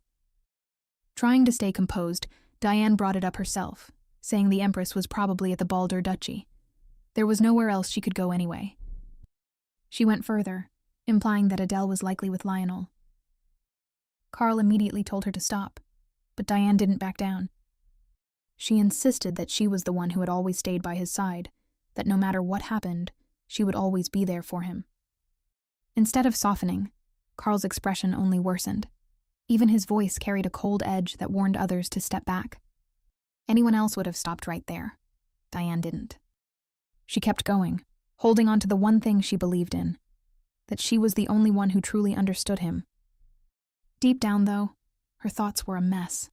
She didn't want him thinking about Adele, didn't want him looking at anyone else. She was practically begging for him to be hers completely. The more she tried to hold on to him, the more it felt like he was slipping away. That same night, Lionel noticed that Adele still hadn't returned, which was already unusual. After asking around, he finally heard she was in the reading room. He decided to check for himself. He knocked, announced his presence, and stepped inside, only to find an empty chair. He ran through a few possibilities. Maybe she was with his brother? But then he remembered something specific. At this hour, she tended to drink. Without wasting time, he headed straight to the place he had in mind. And sure enough, there she was, already sitting with a glass in hand. Adele didn't even try to hide it. She casually admitted he had caught her red-handed and even invited him to join her, as if this were a normal late-night routine. Lionel assumed she couldn't sleep again. And Adele, she simply said she was thirsty. Still, he couldn't ignore how much she'd been drinking lately. He warned her she might overdo it. maybe even hurt herself at this rate. Adele brushed it off like it was nothing. She said one glass wouldn't even make a dent, and if she was going to drink, she might as well do it properly. She even made it clear she didn't want him hovering over her like some strict guardian. Tonight she wanted to get drunk. The mood in the room slowly settled into something quiet, almost comfortable. Before Lionel realized it, he was staring at her again, lost in his own thoughts. But Adele caught it immediately. She asked why he kept making that same expression. She had noticed it before, the kind where he looked like he had a lot on his mind, and none of it was light. Lionel didn't dodge this time. He admitted that being her aide wasn't as honorable as people made it seem. That role came with consequences. Adele told him she would protect his reputation. When the time came, she would even make an official statement to clear his name. People would know there was nothing personal between them, just business.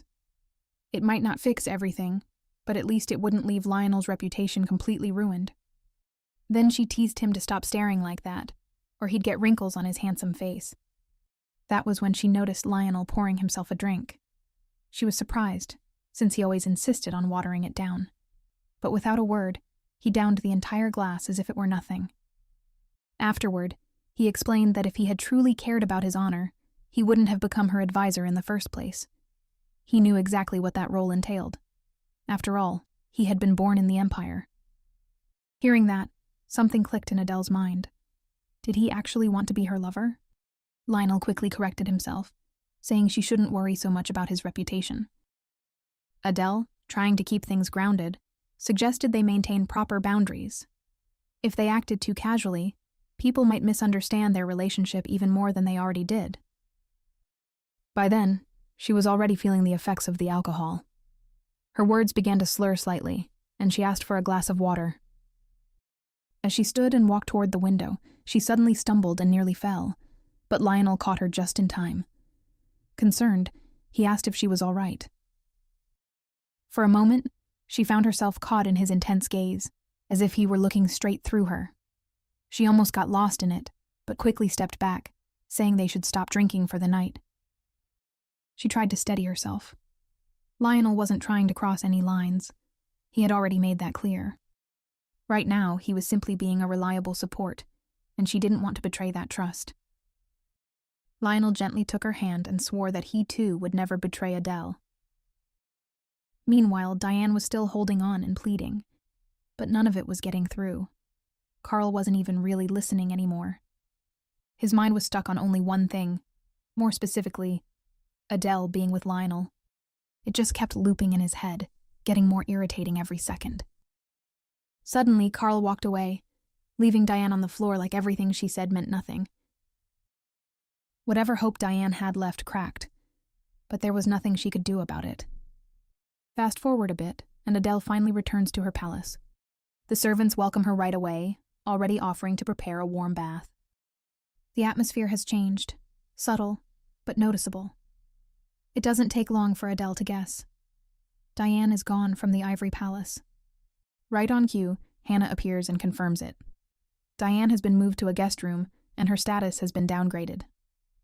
When Adele asks if anything else has happened, Hannah says nothing major, except for one thing. One of the Emperor's servants has been persistently asking about her whereabouts. And right as that is mentioned, the Emperor himself shows up. Adele isn't exactly thrilled to see him, but she already has a guess why he came. She assumes he'll bring up the issue with Diane again, but instead, he asks where she has been. Adele replies that she has already answered that question before. That should have been enough. But Karl pushes. He asks again, this time more directly. Has she been with Lionel? Adele's answer turns cold. Even if she had been, it isn't his business. That response sets him off. He coldly states that she needs to give him an heir, which is why he cannot ignore the possibility of her getting pregnant by another man. He makes it clear he would never accept another man's child. To Adele, his words are complete nonsense. He calls his own affairs romance, yet treats hers as unacceptable. She fires back, telling him he has no right to control her, and if he wants to punish her, he should stop with these petty moves and just say it directly. She mockingly suggests that he try to seduce her. Who knows? Maybe if he succeeds, she might loosen up a bit. She even dares him to try putting a collar on her so subtly she wouldn't notice. Karl realizes she's provoking him and doesn't truly mean it, so he stops arguing. Instead, he simply tells her to rest and says he will visit her later. Adele is left stunned. She can't understand his behavior at all. Not long after, another situation popped up. A merchant arrived at the palace again. This time, the maids are quick to say they didn't call for anyone, but the merchant explains he was sent by the emperor. That immediately raises questions. Hannah reports it to Adele, who listens quietly before saying she doesn't need anything, and to send the man away. She notes that the emperor seemed furious the last time, but Hannah points out that he left calmly, which somehow makes it even more suspicious. Adele can't figure him out. Nothing has happened between them to explain this shift. It hasn't even been a week since he cut her budget.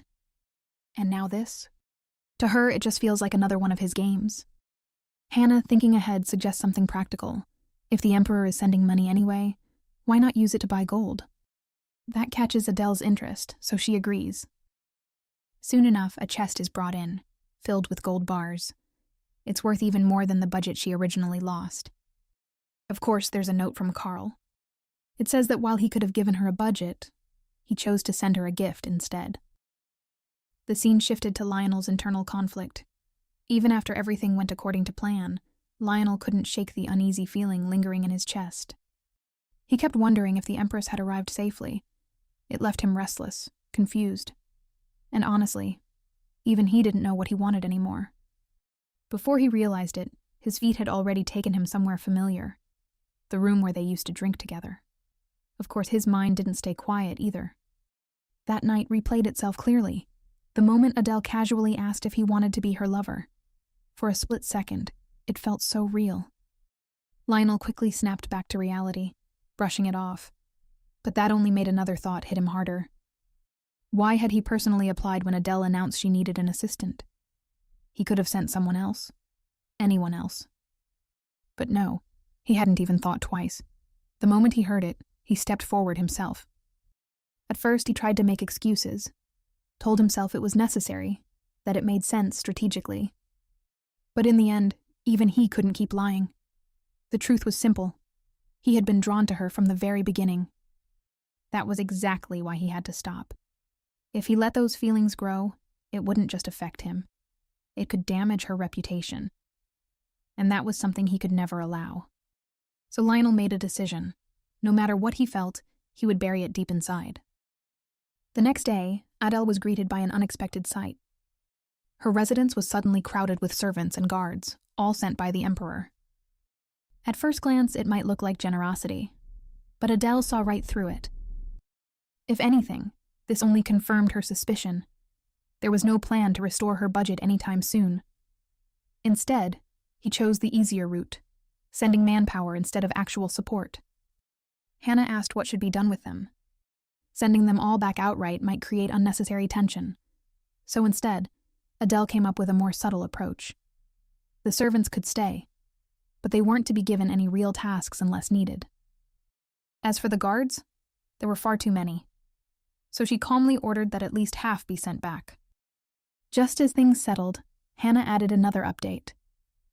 August had requested an audience with the Empress. Soon, tea was served, and August began praising her abilities, calling her an exceptional mage, and openly admitting how impressed he had been. He even suggested she visit the mage corps when she had time. Now that caught her attention. In Egmont, mages received their rank the moment they officially took office. Adele already knew what she wanted. Nothing less than the commander's position. She was basically telling that old man to give up his own position in the mage corps. Of course, the sly man quickly dodged it and suddenly changed the topic instead. He asked why she had chosen the Baldur family as her ally. The question sounded simple, but the meaning behind it wasn't. Then he reminded her that he was part of the Emperor's family. Meaning, if she had chosen him instead, things might have been much easier. He even claimed to understand her current struggles and offered, though a bit too late, to deal with Diane himself. After all, according to him, people who didn't know their place were always the hardest to get rid of. How convenient. But Adele didn't bite. She asked her own question. Why had he been neglecting the towers? She demanded to know why he had abandoned them, and what purpose they truly served. she made one thing very clear. She had no intention of building her reputation through the Emperor's affection. And as for Diane, he could leave her alone. What truly mattered to her was the source of power within the Empire. That question made even August pause. But soon enough, he gave her an answer. He offered her the chance to become the master of a tower. According to him, magic was a divine gift. And while owning a tower didn't grant political power, it offered something far greater. Enough to elevate her existence to something almost like a goddess. Now that was an offer that couldn't be taken lightly. With that, the Duke took his leave, promising to visit her again. As soon as he stepped out, Adele's condition shifted drastically. Her face contorted in pure disgust, as if something deep inside her had violently rejected whatever had just occurred. Hannah rushed to her side, panic etched across her features, calling for a doctor immediately. Her body burned with fever, yet no medicine seemed to have any effect. The doctor examined her thoroughly but found nothing physically wrong, which made no sense, since just that morning she had been perfectly healthy. Word of Adele's condition reached the Emperor instantly. For once, he was shaken. Without hesitation, he left to see her himself. Meanwhile, deep within her unconscious state, Adele began to dream. She saw her people, standing before her, smiling warmly. Their voices told her to follow her own path. No matter what she chose, they would support her. Then the scene shifted. It became the moment they learned of her exile. Their expressions turned desperate, pleading for her not to leave, or at least, to take one of them with her. Adele knew the truth. This was a path she had to walk alone. Each of them had duties, responsibilities they could not abandon. And yet, they kept pleading. For a fleeting moment, doubt crept into her heart. Maybe she should have taken at least one of them, someone who could share even a sliver of her burden. Suddenly, Lionel's voice echoed through her dream, steady and unwavering. He promised to support her, no matter what path she chose. Even in her unconscious state, tears quietly slipped down her cheeks. The Emperor, watching her cry, was stunned. He had never imagined seeing Adele like this. She had always seemed cold, strong, and untouchable. Yet deep inside, a strange desire stirred within him. He wanted her to remain by his side, and if gentle persuasion wasn't enough, he resolved that he would make her stay, whether through subtle binding or by enclosing her within walls so vast she wouldn't even realize she was confined. At the same time, Lionel's heart sank the moment he heard the news. The Empress had collapsed. A servant rushed to him, explaining that 5 doctors were stationed outside her chambers, yet none had made any progress. Panic gnawed at him. He demanded every detail of her condition. And then, as if perfectly timed, a messenger from the Empress's palace arrived, telling him that Adele herself was summoning him. Confusion and dread mingled, but there was no time to hesitate. He had to go.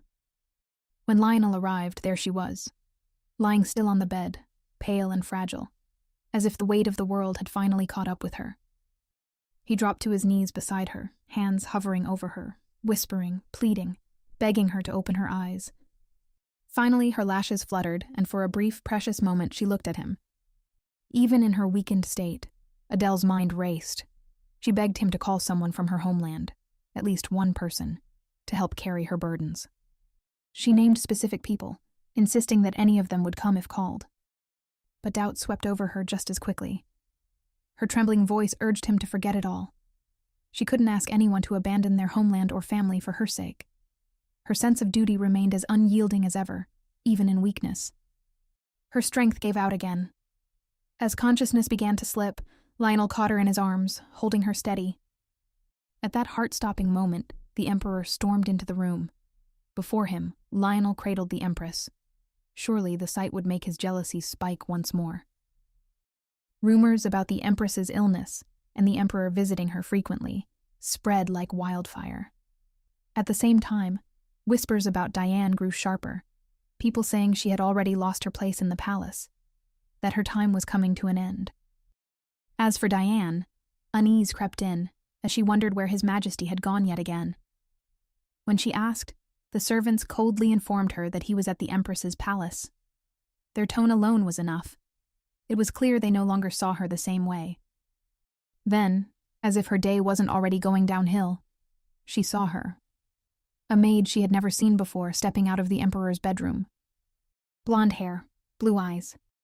The girl walked right past her without so much as a glance, as if Diane didn't even exist. Something twisted in her chest. She tried to stay calm, tried to tell herself it meant nothing, but the thought had already taken root. Little by little, she began to convince herself of the worst. She was about to be replaced. Back inside, the Emperor was demanding that Lionel explain why he had been in the Empress's room. Before things could escalate, Hannah stepped in, smoothly offering to take care of the Empress so the two men could speak properly. Lionel explained everything as calmly as he could. The Empress had summoned him, but she suddenly felt dizzy, and he simply caught her before she collapsed. Nothing more. Hannah backed him up, confirming that Adele had indeed called for him, and that she had already fallen asleep again. That seemed to settle things. For a while, both men stayed silent, watching over her. But even in silence, the tension remained. Lionel couldn't shake the thought. The Emperor had seen her like that, weak, unguarded, vulnerable. And for some reason, that bothered him more than it should have. He couldn't help but wonder what Karl thought when he saw her in that state. And if only he could, he would have erased that moment entirely. Karl, on the other hand, was already convinced that Lionel had feelings for his Empress.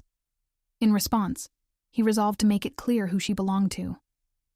When Hannah quietly approached Lionel, hinting that it might be best for him to step out, the Emperor stopped him. Sitting beside his wife, Karl gently stroked her face and ordered Lionel to bring a damp cloth. Lionel was visibly upset but couldn't refuse. Hannah offered to fetch it instead, but the Emperor declined, stating that Lionel, as the Empress's aide, was perfectly capable of handling such a task. Reluctantly, Lionel complied. Adele's condition mattered more. He returned shortly after with the cloth. Karl took it and carefully wiped his wife's face, deliberately brushing against her lips, making sure Lionel noticed. Lionel saw everything. Even though anger burned inside him, he held it back, focusing only on her recovery. Once Karl was done, he casually tossed the cloth back onto the tray Lionel was holding, as if asserting his authority. Then he stood and ordered that from now on, whenever the Empress was asleep, Lionel was to wait outside. Lionel had no choice but to comply. After stepping away, Lionel found a quiet spot to gather himself. That was when the thoughts started creeping in again. The Empress had called for him, not the Emperor, when she woke up earlier. That fact lingered in his mind. He also wondered whether Karl even realized that she considered this place like hell. Biting back his emotions, Lionel tried not to let them show, but the pain was still there. Later, Karl summoned a servant and demanded information about what had happened at the Baldur estate. Unfortunately, the man couldn't offer much, but he did confirm two things. First, Adele and Lionel had stayed in separate rooms. Second, the two of them had gone out alone together to the slums near the Nyavara River. That alone was enough to ruin the Emperor's mood. Without another word, he dismissed the servant and headed straight back to his office. Inside, Diane was already waiting. The moment she saw him, her face lit up, relieved that he had finally come. But that happiness didn't even last a second. Karl walked right past her. It was as if she wasn't even there. Still, she didn't leave. She remained where she was, quietly waiting for him to acknowledge her.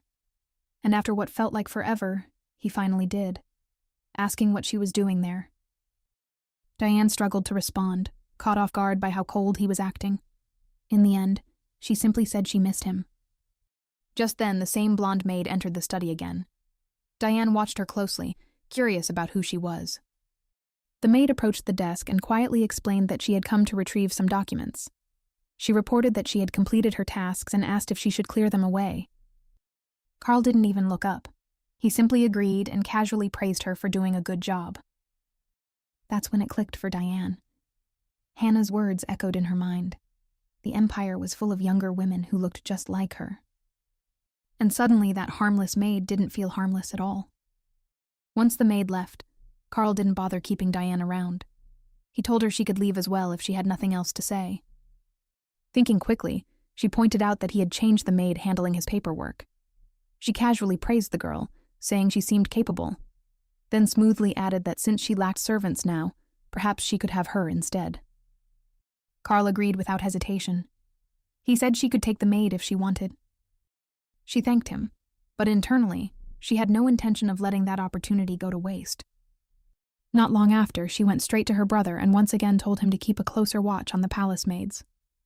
However, he explained that such matters now fell under the authority of the Empress and Hannah, leaving him powerless. Ignoring that, Diane insisted that the maid handling the Emperor's documents be transferred to her, and that Lennox should deal with her.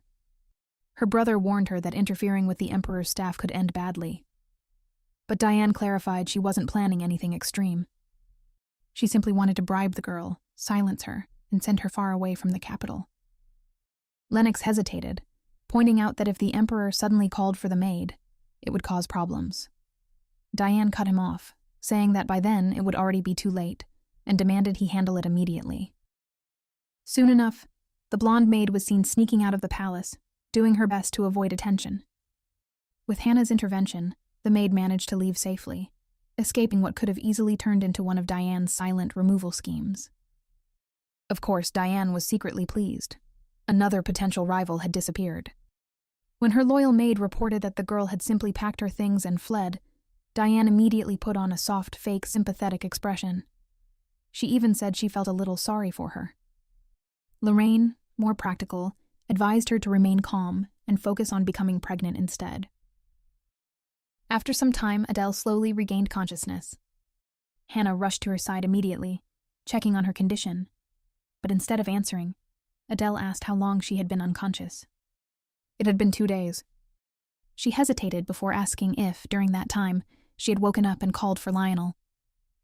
Adele remembered what felt like a dream, begging him to bring someone from her homeland. But Hannah confirmed it wasn't a dream.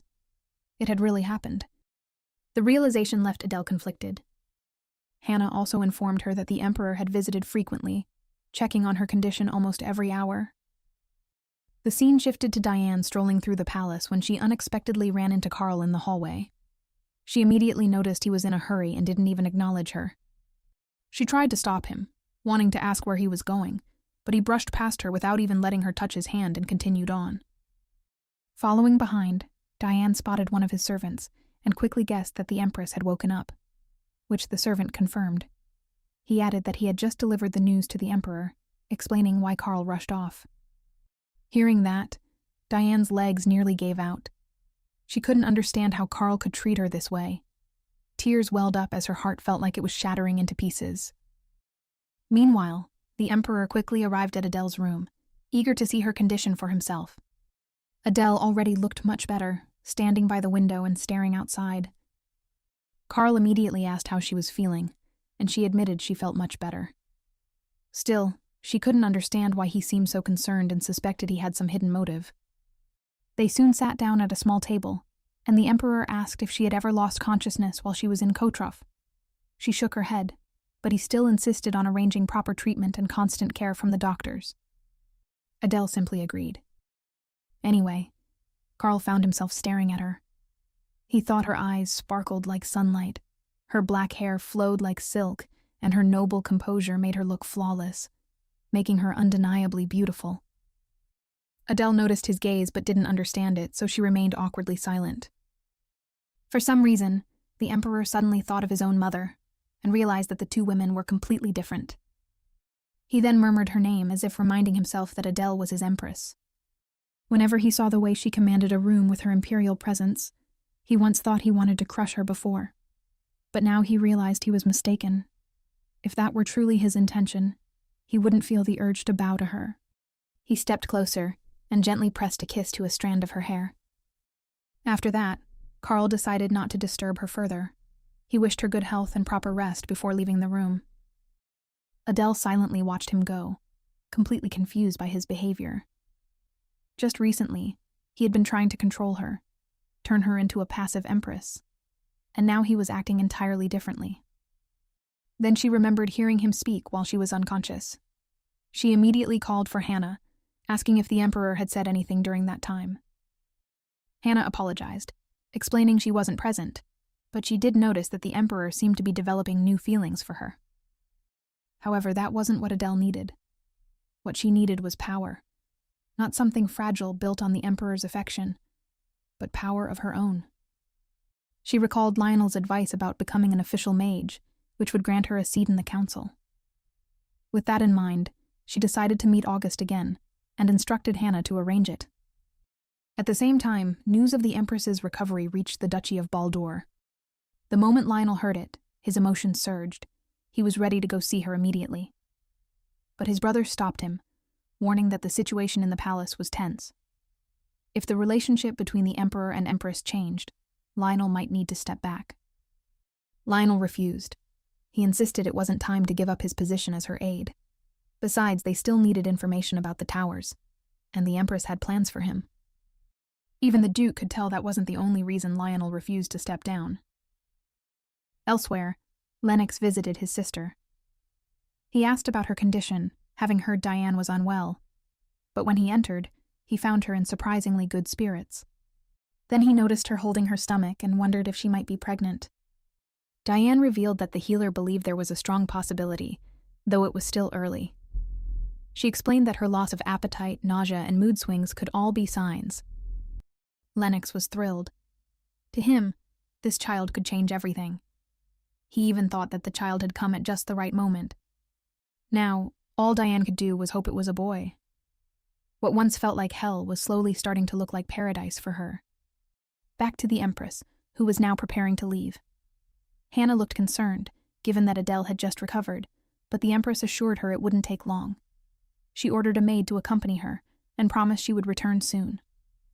She then made her way to her meeting with the Duke. Upon arrival, she met a mage on duty and asked where the commander of the magic squad was. The mage informed her that he was in his office and offered to escort her. As Adele walked down the long hallway, the other mages bowed respectfully. Once she passed, they began whispering among themselves, convinced that she would soon receive an official rank. After all, she had single-handedly destroyed a tower, something no one had expected. Many had anticipated countless fallen knights, but instead, they had witnessed a burning tower and the Empress descending from it. Nothing like this had ever been seen before. To them, it was certain. She would be granted the recognition to become an official mage. Adele soon arrived at the office, where August greeted her warmly. She apologized for arriving unannounced, but he dismissed it and invited her to sit. He quickly guessed that she had come regarding his previous offer. August assumed she had decided to become the master of a tower, and she confirmed that she liked the idea of having control. The Duke explained that while her status already granted her many privileges, working with him could give her even greater power. However, she would first need official recognition as a mage. He clarified that in the Empire, such titles were earned through mage duels. Since she had already proven her strength by destroying a tower, her most suitable opponent would be the vice captain of the Mage Corps, Lennox. Adele realized this meant August was only baiting her, knowing full well that he wouldn't easily forsake both Diane and Lennox. So she asked what rank she would receive if she won, but the sly Duke told her that the rank could be decided later. For now, obtaining recognition as a mage was the priority. He admitted that assigning her a rank was complicated, as no one in the squad would realistically be able to command the Empress. He then told her to consider that she would soon become an official mage of the Empire. Clearly, he wasn't ready to let go of his own position as commander either. Adele wasn't particularly interested in recognition alone, unless it allowed her to participate in council meetings. She also questioned whether her association with Lionel might be used as a reason to exclude her, then added that they were both family, just as August had acknowledged. At that, August finally understood what she was aiming for. Internally, he remarked that Adele was no modest or innocent girl, but a wild lynx. Smiling, he acknowledged her as part of the royal family and promised to discuss the matter with the Emperor. Then Adele asked how they planned to deal with the towers that had sprung up in countless territories. The Duke explained that unlike Adele's homeland, where towers were destroyed as soon as they landed, she didn't fully understand their properties. According to him, towers could both be absorbed and summon other towers. When his plan was complete, he claimed, all mages would be able to fully utilize their power. And when that happened, a new era would begin, one in which non-mages would be reduced to second-class citizens. So that was how he planned to play the invincible god in the Empire. Moments later, the Empress walked away, feeling unsettled. That brief conversation had thrown her off completely. She still didn't understand what kind of property of the towers August had been talking about, but it was clear he intended to bring innocent people to their knees. Adele knew she had to stop him. Her thoughts were interrupted by a maid, who worried she might be unwell again. The Empress reassured her that she was fine. Just then, she heard Lionel calling her name. He admitted he had heard she'd woken up, but didn't understand why she was already out and strolling. The moment Lionel saw her, all the restless thoughts in his mind disappeared. A quiet sense of relief and happiness washed over him, as if he had been waiting for this moment. She greeted him with a smile, but Lionel couldn't help but worry. She looked a little pale. He suggested she get more rest, and offered to escort her back to the palace. She admitted that was exactly where she was heading. Without hesitation, Lionel removed his coat and draped it over her shoulders. She was caught off guard, but he simply said she might catch a cold and told her to wear it until she got back. The warmth wrapped around Adele felt comforting, almost like being held from behind. As they walked, Adele couldn't help but notice how well built he was. She asked if he was cold, but he assured her he was fine. Feeling the wind pick up, she realized he had been shielding her the entire time. It reminded her of the moment the tower first appeared after her arrival, how he had tried to catch her when she descended from the sky. He had always been there to support her. So she confessed she had never met anyone like him, neither in her homeland nor in Egmont. Adele apologized for asking him to bring someone from Kotrov. Lionel said he didn't mind, and would send people immediately if she permitted it. In truth, he both wanted to and didn't want to. His feelings were conflicted. She shook her head, telling him to forget about it. When they arrived at the palace, she returned his coat. Thanking him for keeping her warm, she invited him in for tea. Lionel declined, saying she needed rest. They parted ways, promising to see each other again. The scene shifted to the Kotrov Empire. The emperor had returned after a long absence following the former emperor's funeral and was immediately looking for Adele. But instead of his sister's warm smile, he was greeted by an empty room. The nanny explained that Adele had left and accepted a political marriage in Egmont about a month after he departed for the funeral. Lucio realized that both Adele and the nanny had known about the marriage, and he demanded to know why no one had told him. The nanny explained that Adele had ordered them to remain silent, and had left him a letter. Reading her apology letter, he broke down, calling his sister a fool. Soon, the Empress Dowager appeared, and he demanded to know why she had sent Adele to a foreign empire without consulting him. She replied that Adele deserved more than being tied to a minor noble family. Now she was an empress. She apologized for not informing him sooner, and claimed that Adele had gone willingly. Lucio didn't believe her. He knew exactly what their mother had used to blackmail Adele. His thoughts drifted back to when he was still a child. Back then, there were things he didn't understand, like why Adele would suddenly apologize to him out of nowhere. Whenever he asked why, she would simply smile. When Adele turned 14, she chose to lead the resistance against the towers despite their mother's objections. Their mother, who was still the empress at the time, acknowledged the organization, but insisted that the heir should prioritize safety. She demanded that Adele step down and pass leadership to Lucio. That decision effectively stripped Adele of her claim to the throne. But it also led to something worse. Some of her followers, desperate, proposed eliminating Lucio. Though Adele rejected the idea, they momentarily saw hesitation in her eyes and acted anyway. That moment of weakness nearly cost her brother his life. In the aftermath, her supporters were wiped out, burned to death. It was a tragedy that could have repeated itself again and again, as long as she remained in the empire. In her letter, Adele asked for forgiveness for her moment of doubt. By leaving, she believed she was both punishing herself and offering a final act of mercy. Lucio had already known the truth for a long time, but Adele didn't. Of course, the Empress Dowager knew it all along, which was why she used it to threaten Adele. Afterward, the young emperor summoned Cain and ordered him to go to the Egmont Empire. His mission was simple: find out how Adele was doing. If she was suffering, Cain was to bring her back immediately. Lucio wasn't bluffing. He was even prepared to start a war with Egmont if needed. Meanwhile, Karl was informed that Diane wished to see him, though she was too unwell to come herself. She had begged him to visit urgently. claiming it was something important. Concerned, Karl went to see her. Diane appeared frail as ever, her voice barely above a whisper, a sight that, quietly, started to irritate him. When he asked what she wanted, she motioned him closer. Taking his hand, she placed it on her belly and confessed. She believed she was pregnant. She explained that she hadn't been feeling well lately, and the symptoms pointed to early pregnancy. However, Karl remained silent. Diane grew nervous, asking why he wasn't reacting.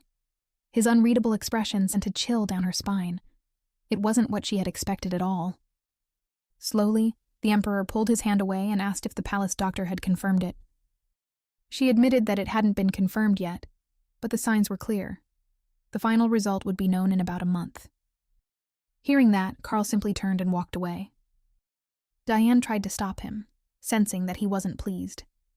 Even then, he showed no sign of happiness. Quietly, he told her that he was glad, and that she should take care of herself before leaving. Diane collapsed to the floor, trembling, her mind a whirlwind of confusion and fear. Memories clawed their way up. The story of Lady Beatrice, the Emperor's birth mother.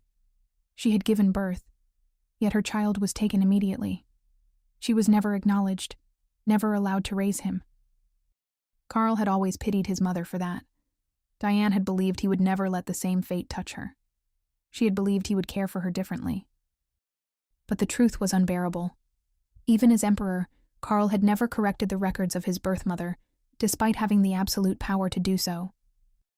It was a wake-up call. Every hope she had clung to crumbled. She finally understood. Karl had never wanted a child with her. Not now, not ever.